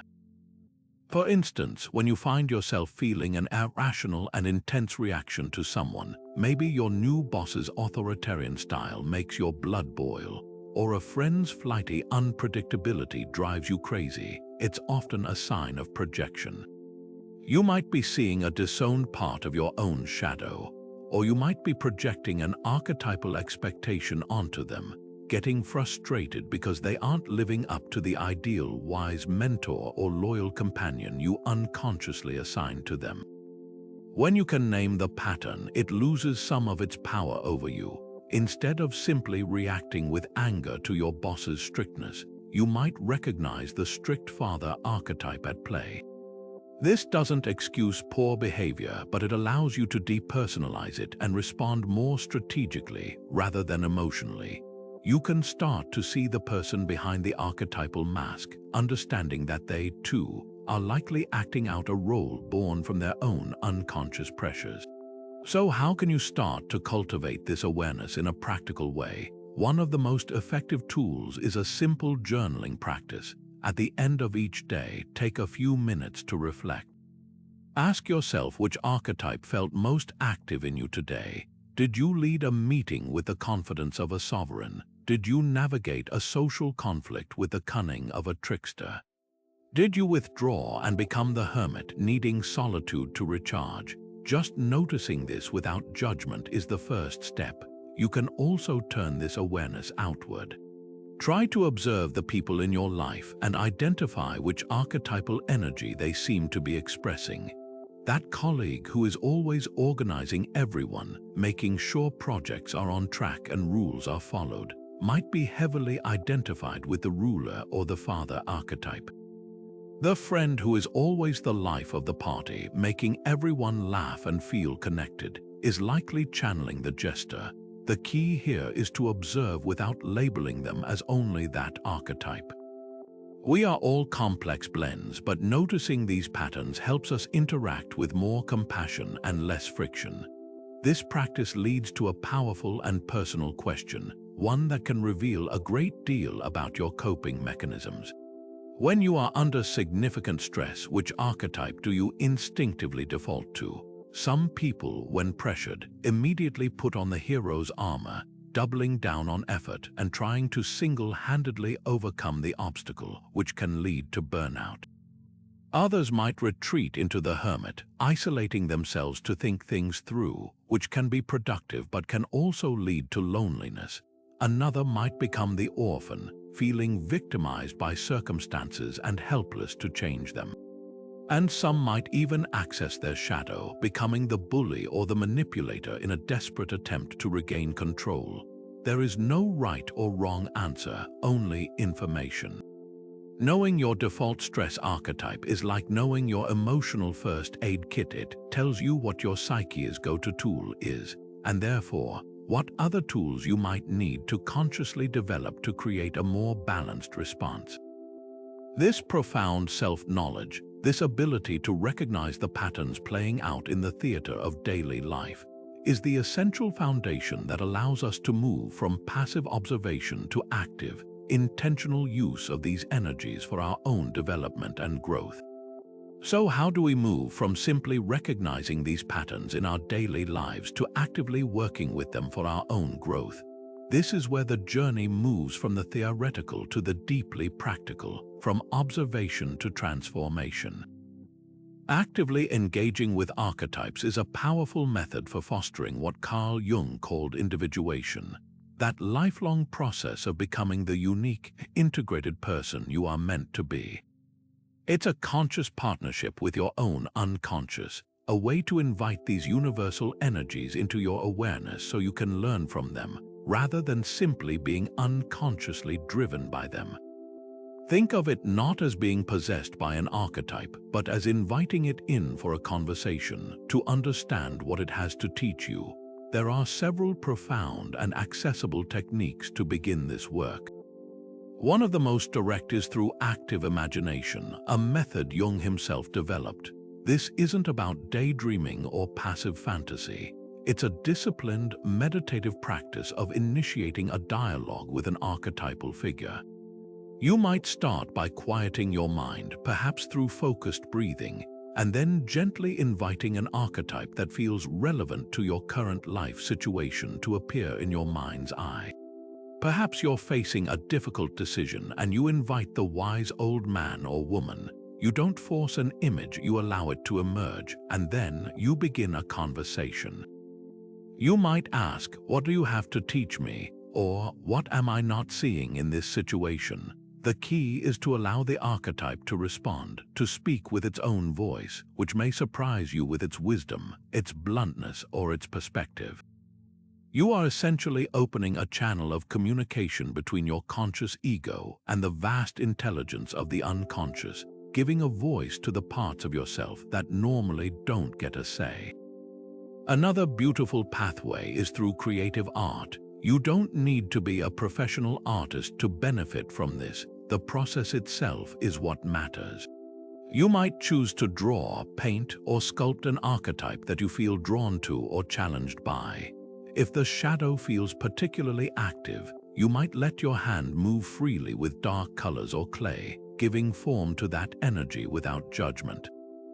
If you're seeking to connect with the nurturing energy of the Great Mother, you might create something that feels soft, abundant, and protective. The act of creation itself is a form of integration. As you externalize the archetype, you are also internalizing its lessons, exploring its dimensions in a safe and tangible way. The artwork becomes a mirror, reflecting back to you the relationship you have with that particular energy within yourself. For those who appreciate a more structured symbolic language, tarot cards can serve as incredible archetypal mirrors. Each card in the major arcana represents a fundamental archetype: the Fool, the Magician, the Empress, the Emperor, the Hermit, the Hanged Man, and so on. A daily draw or a more focused spread can act as a powerful prompt for reflection. Pulling the Strength card, which often depicts a woman gently calming a lion, might ask you to consider how you are balancing raw power with compassionate control in your life. Drawing the Tower, a card of sudden upheaval and shattered illusions, might encourage you to look at where a rigid structure in your life needs to be broken down for necessary growth. The cards don't tell the future, they reflect the present dynamics of your psyche, offering a symbolic language to explore the archetypal currents already flowing within you. The benefits of this proactive work are immense. Firstly, it grants you profound insight into your own unconscious motives.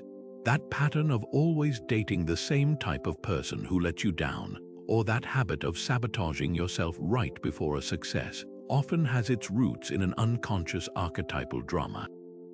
By consciously engaging with, say, the victim archetype or the trickster, you can bring those patterns into the light, understand their origin, and ultimately choose to change the script. Secondly, this practice is a phenomenal catalyst for creativity. By dialoguing with the muse archetype or the creator, you tap into a wellspring of new ideas and innovative solutions that your logical, conscious mind could never access on its own. And finally, it is the very engine of achieving balance. We all have archetypes we over-identify with and others we completely ignore. The workaholic who is always the hero has likely neglected the jester who brings play and levity. The perpetual caregiver, always the mother, may have lost touch with her inner sovereign who knows how to set boundaries and rule her own life. By consciously working with the full cast of characters within, we move toward a state of wholeness where no single archetype rules us, but all are available to serve us as needed. Consider a simple example: someone who struggles with a lack of confidence at work. They might consciously decide to meditate on the hero archetype for a few minutes each morning. They might visualize themselves putting on the hero's armor, not as an act of arrogance, but as a reminder of their own inner strength and capacity to face challenges. They might ask the hero what the first step of the journey is today. This small, consistent practice can literally rewire neural pathways, building a new self-narrative of capability and courage. Conversely, someone who constantly derails their own progress might journal with their shadow. They could write a question with their dominant hand: "Why do I stop myself from succeeding?" And then allow the shadow to answer with the non-dominant hand, a technique that often bypasses the inner critic. The answer might be surprising, because if you succeed, people will expect more from you, or because you don't believe you deserve it. This painful but honest insight is the first and most crucial step toward ending the cycle of self-sabotage. This isn't about adopting a new identity, but about reclaiming the full spectrum of your humanity. So, which archetype challenges you the most? Is it the vulnerable child because you pride yourself on your independence? Is it the ruler because you're uncomfortable with the idea of wielding authority? Or is it the lover because you've closed off your heart to avoid being hurt? Lean into that discomfort. That resistance is the very signpost pointing you toward your next step in growth. Choose one archetype that feels difficult, foreign, or even frightening, and make a commitment to explore it this week through a few minutes of quiet reflection, a drawing, or simply reading about its myths. This act of conscious engagement is how we evolve our personal story, and it is this same evolutionary impulse that is now shaping how these ancient patterns will manifest in the rapidly transforming landscape of our digital future. And just as our ancient ancestors gathered around campfires to share myths of gods and heroes, we now gather in the glowing light of our screens, collectively weaving a new generation of stories that are already giving rise to their own set of modern archetypes. The digital realm hasn't abolished our need for these universal patterns. It has simply provided a new stage and a new language for them to emerge. We are witnessing the birth of the hacker trickster, a figure who doesn't use magic but uses code to break systems, expose secrets, and challenge powerful institutions, often operating from the shadows with a masked identity. We see the influencer as a new kind of hero, embarking on a quest for followers and brand deals, facing the trials of algorithm changes and public scrutiny, and returning with the elixir of sponsored content and a perceived perfect lifestyle to share with their community. These are not lesser versions of the old myths. They are the old patterns adapting to a new world, proving that the human psyche will always find a way to express its deepest drives, regardless of the technology available. These digital narratives, from viral stories that spread across the globe in hours to memes that become universal inside jokes, perform the exact same function as the oral traditions of old. They provide a set of shared symbols, a common language, and a moral framework for our time. A single image macro with a specific caption can instantly communicate a complex emotional state. The feeling of triumphant success, the agony of awkwardness, the resilience of perseverance that millions of people immediately understand and identify with. These memes become our modern-day folktales, short, potent stories that reinforce social norms, challenge authority, or simply make us feel less alone in our experiences. They create a sense of belonging and shared identity, a digital tribe united by a common understanding of a specific cultural reference. The morals might be more ironic, and the delivery system is undoubtedly faster, but the underlying psychological need to create and share meaningful narratives within a community remains utterly unchanged. This archetypal play extends deeply into our virtual identities. In online games and virtual worlds, the creation of an avatar is one of the most conscious acts of archetypal expression available to us today. When you spend time carefully crafting your digital self, choosing its appearance, its skills, its name, you are engaging in a modern form of persona creation. That mighty orc warrior you control might be an expression of your own inner hero or warrior archetype, a part of you that doesn't get enough airtime in your ordinary life. The stealthy rogue character could be a safe way to explore your inner trickster or shadow, experimenting with cunning and rule-breaking in a consequence-free environment. These digital personas are not mere escapism. They are psychological workshops where we can actively try on different archetypal energies, see how they fit, and learn about facets of ourselves we might otherwise keep hidden. They allow for a kind of sanctioned experimentation with identity that was much harder to access before the digital age. Perhaps one of the most fascinating new developments is the emergence of artificial intelligence as a potential new vessel for ancient archetypes. We are increasingly turning to AI for answers, for guidance, and for creative inspiration. We ask chatbots for life advice, use AI tools to generate business strategies, and consult algorithms to curate our news and entertainment. In this relationship, AI is beginning to occupy the space of the wise guide or oracle archetype, a seemingly omniscient, disembodied source of knowledge that can provide answers to our most pressing questions. Unlike the cryptic prophecies of the Oracle of Delphi, which required deep interpretation, the AI offers clean, data-driven responses. Yet, the fundamental human dynamic is the same. We are seeking wisdom from a source outside of our conscious selves, a modern-day manifestation of our eternal yearning for guidance and understanding. The vessel has changed from a priestess in a temple to a large language model in the cloud, but the archetypal need it fulfills is ancient. We can see these new digital archetypes taking shape in real-world examples. The hacktivist group Anonymous is a perfect modern incarnation of the trickster. Operating as a faceless collective, they use their skills to disrupt powerful organizations, pull elaborate pranks on corporations and governments, and expose corruption.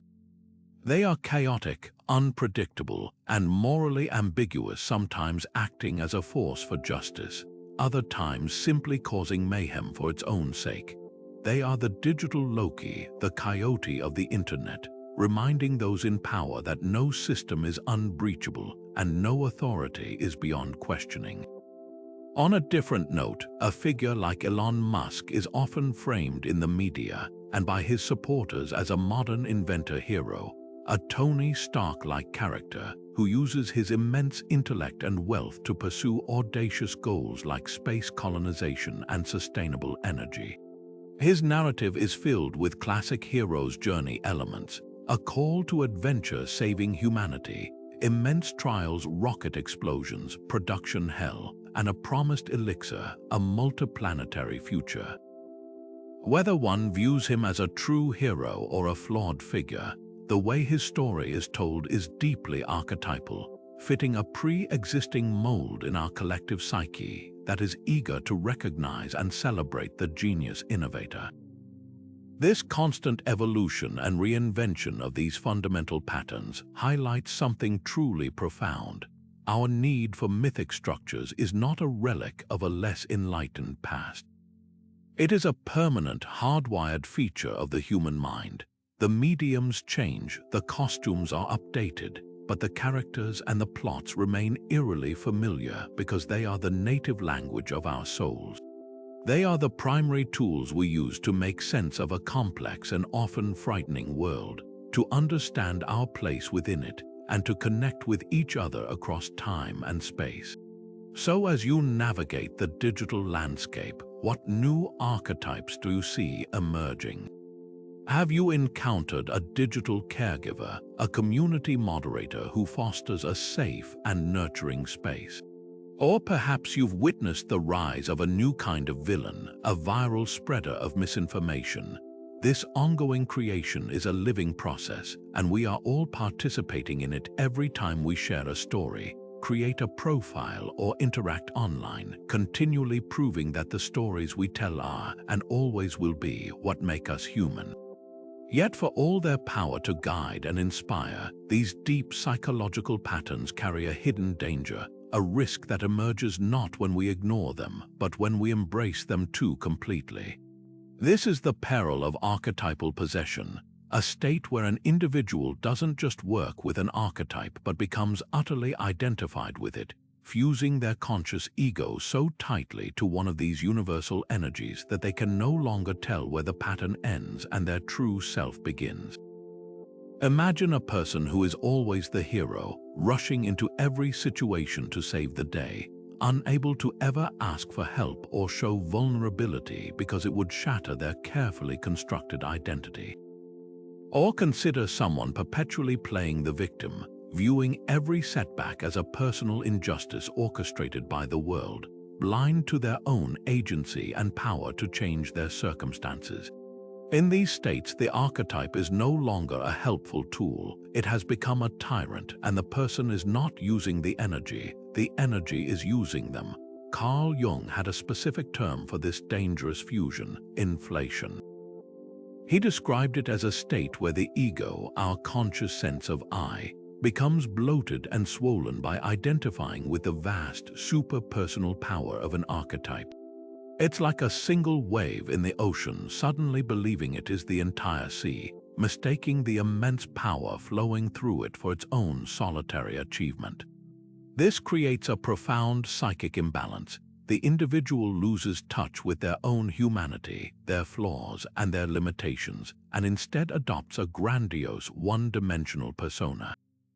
The inevitable result of this inflation is a painful crash, what Jung called deflation, which can manifest as severe depression, a crushing sense of worthlessness, or a complete disintegration of the personality when the archetypal energy inevitably recedes back into the unconscious, leaving the frail ego exposed and shattered.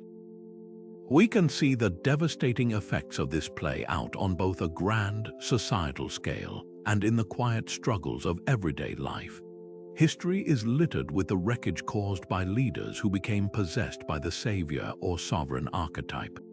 Convinced of their own divine right or messianic destiny, they launch crusades, orchestrate genocides, and drag entire nations into ruin, all while believing they are acting for a higher, noble purpose.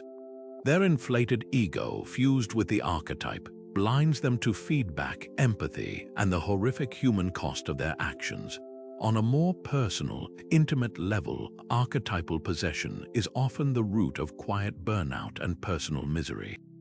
The individual who is completely possessed by the caregiver archetype, for instance, might pour every ounce of their energy into nurturing others, their family, their friends, their colleagues, while systematically neglecting their own needs until they are emotionally and physically depleted. They cannot say no, they cannot set a boundary, because to do so would feel like a betrayal of the very core of who they believe they are. Their identity is so wrapped up in being the one who helps that they have lost the ability to help themselves. The path to psychological health, therefore, is not to eradicate these powerful forces, but to achieve a relationship of balance with them. It involves learning to recognize the archetypal currents within us without being swept away by them. The goal is to appreciate the archetype as a magnificent suit of clothing that we can choose to wear for a specific purpose, rather than having it grafted permanently to our skin. This means the hero can put down his sword and allow himself to be vulnerable. The caregiver can take a day off to rest and replenish her own spirit. The ruler can seek counsel and admit a mistake. This flexibility is the hallmark of a mature and individuating psyche. It allows us to access the immense power of these patterns as needed, while always retaining the conscious awareness that we are more than any single role we play. This ability to wear the mask without becoming the mask is what prevents the gift of the archetype from curdling into a curse. So it is worth taking a quiet moment to look inward and ask yourself a courageous question. Is there an archetype that has such a powerful grip on you that it might be bordering on possession? Do you feel an compulsive need to always be the responsible one, the life of the party, the eternal optimist, or the suffering martyr? Does the thought of not fulfilling that role fill you with anxiety or a sense of emptiness? Recognizing this potential possession is not a cause for alarm, but the first and most critical step toward reclaiming your full humanity from the powerful, yet ultimately impersonal, grip of the archetype. This necessary awareness of the shadow side of these patterns makes their positive, healing potential all the more remarkable, for when engaged with consciously and respectfully, these very same energies hold the key to profound personal and collective transformation. But perhaps the most profound healing these patterns offer is the powerful antidote to one of trauma's most painful symptoms: isolation. When someone is going through a deeply difficult experience, whether it's a debilitating illness, the loss of a loved one, or a severe depression, one of the most common feelings is that of being utterly alone, as if no one could possibly understand the depth of their pain. This is where archetypes perform their most vital magic. They reframe a personal, private agony as a chapter in a universal human story, realizing that your journey through the underworld of grief mirrors the myth of Inanna's descent, or that your struggle with addiction echoes the hero's battle with a dragon doesn't minimize your suffering, it contextualizes it. It connects you to a timeless river of human experience, allowing you to see your pain not as a unique, meaningless punishment, but as part of a pattern of challenge and renewal that countless others have navigated before you. This connection can dissolve the walls of loneliness, replacing them with a sense of shared humanity and purpose. This transformative process is actively harnessed in therapeutic practices like narrative therapy, which operates on the core principle that we are the authors of our own lives. A narrative therapist might encourage someone to externalize their problem, to give it a name and see it as a character in their story, perhaps a monstrous shadow or a seductive trickster, rather than an intrinsic part of their identity. This simple act of naming creates psychological distance, allowing the individual to see that they are not the problem. The problem is the problem. They can then begin to explore what archetypal resources they might need to call upon to battle this monster. Do they need the steadfast courage of the hero, the cunning wisdom of the trickster, or the protective nurturing of the Great Mother? By consciously engaging with these energies, they stop feeling like a passive victim of their circumstances and start becoming the active hero of their own recovery, rewriting their story from the inside out. Another powerful technique drawn directly from Jung's work is active imagination. This is more than just daydreaming. It's a deliberate, meditative practice of initiating a dialogue with an archetypal figure that appears in dreams or waking fantasies. Imagine someone grappling with intense grief. They might, in a quiet moment, close their eyes and gently invite an image of their sorrow to appear. It might take the form of a vast, dark ocean or a lonely figure in a barren landscape. They then engage with this image, not analyzing it from a distance, but stepping into the scene and asking it questions. What do you need? What are you here to teach me? The responses that arise from the unconscious can be startlingly insightful, often offering a perspective of profound wisdom and compassion that the conscious, grieving mind could never access on its own. This process isn't about escaping pain, but about journeying into its heart to find the meaning hidden within it, much like the hero must enter the dragon's cave to find the treasure it guards. We can see this archetypal framing providing immense comfort and strength in very real-world scenarios. Many cancer survivors, for instance, consciously or unconsciously frame their treatment as a heroic quest. The diagnosis is the terrifying call to adventure they never wanted.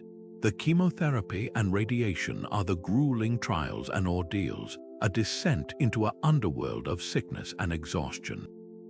Their medical team and supportive family become their loyal allies and wise guides, and remission, or even living fully with the disease, becomes the return home with the elixir, a hard-won wisdom about the fragility and preciousness of life that they now share with others. Similarly, the process of grieving a profound loss is often described using the language of the descent and return myth, like the story of Persephone. There is a necessary descent into the darkness of sadness, a period of living in the underworld of memory and pain where it feels like spring will never come again. But slowly, almost imperceptibly, a return begins. It's not a return to the way things were, because that world is gone, but a return to a new life, forever changed by the experience but capable of finding joy and meaning once more, integrating the loss into the fabric of who they are now. This leads to a deeply personal and perhaps transformative question for anyone who has ever faced a struggle, large or small. How could you consciously invite an archetype to aid in your own healing?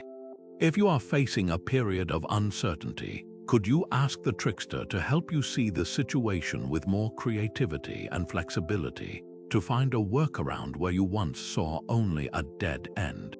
If you are feeling physically vulnerable or exhausted, could you call upon the nurturing energy of the Great Mother to encourage you to care for yourself with the same fierce devotion you might show a child?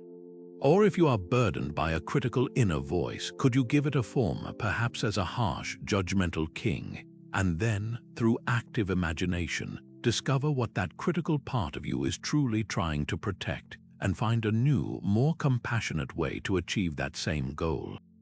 This is not about pretending your problems don't exist.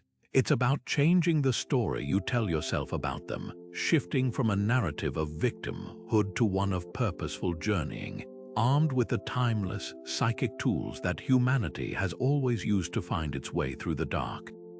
So as we reach the end of our exploration, what have we truly discovered? We've journeyed across continents and through millennia, from the ancient flood stories of Mesopotamia to the heroic sagas of modern cinema, and found a common thread woven through them all. These aren't mere coincidences or cases of cultural borrowing. They are the vibrant expressions of universal psychic patterns known as archetypes. These deep, inherited structures within our collective unconscious are the reason a trickster god in West Africa can share a mischievous spark with a Norse deity, and why a hero's journey in a Hollywood blockbuster feels as familiar and resonant as an epic poem carved into Sumerian clay. They are the shared psychological inheritance of our species, a hidden language of the human soul that explains why we tell the same stories again and again, because they are ultimately the story of us. Understanding these patterns does more than satisfy our intellectual curiosity. It provides a practical toolkit for navigating the complexities of our own lives. Archetypes are not just abstract concepts for analyzing myths. They are active, dynamic forces within each of us.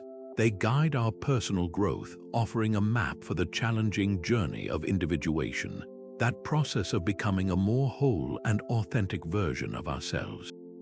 They serve as a vital compass during times of crisis, helping us frame our struggles not as isolated personal failures, but as chapters in a universal human drama of descent and renewal, allowing us to find meaning and resilience even in our darkest hours.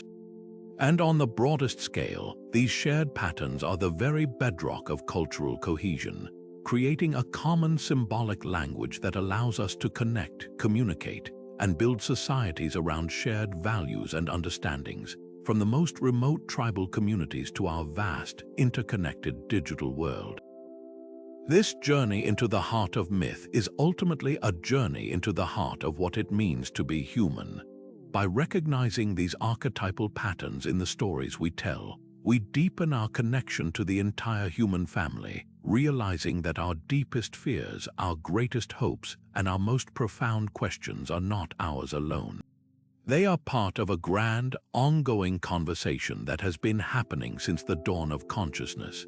This knowledge fosters a powerful sense of empathy and belonging, dissolving the illusion of separation and reminding us that we are all participating in humanity's great unfolding story. More importantly, it turns our gaze inward, inviting us to become conscious authors of our own lives. Carl Jung offered a simple but transformative piece of wisdom that captures this entire journey. Who looks outside dreams, who looks inside awakes. Looking outward at the world's myths allows us to dream and marvel at the richness of human imagination. But the true awakening begins when we use those myths as a mirror, looking inward to discover the very same forces the hero, the sage, the trickster, the lover, alive and active within our own psyche. The adventure doesn't end here. This is merely the beginning of a much more personal exploration. I encourage you to become a mythologist of your own inner world. Pay attention to the stories you are drawn to, the characters you admire, and the figures that haunt your dreams. Which archetypes are asking for your attention? Which ones have you perhaps neglected or feared? Your own life is the most important myth you will ever decipher. I would love to hear what you discover. Share your thoughts, your insights, or the archetypes you most identify with in the comments below. Let's continue this fascinating conversation together. If you've enjoyed this journey into the secret psychology of our shared stories, make sure to subscribe to the channel for more explorations into the mysteries of the mind. And hit the bell notification so you don't miss our next adventure into the depths of human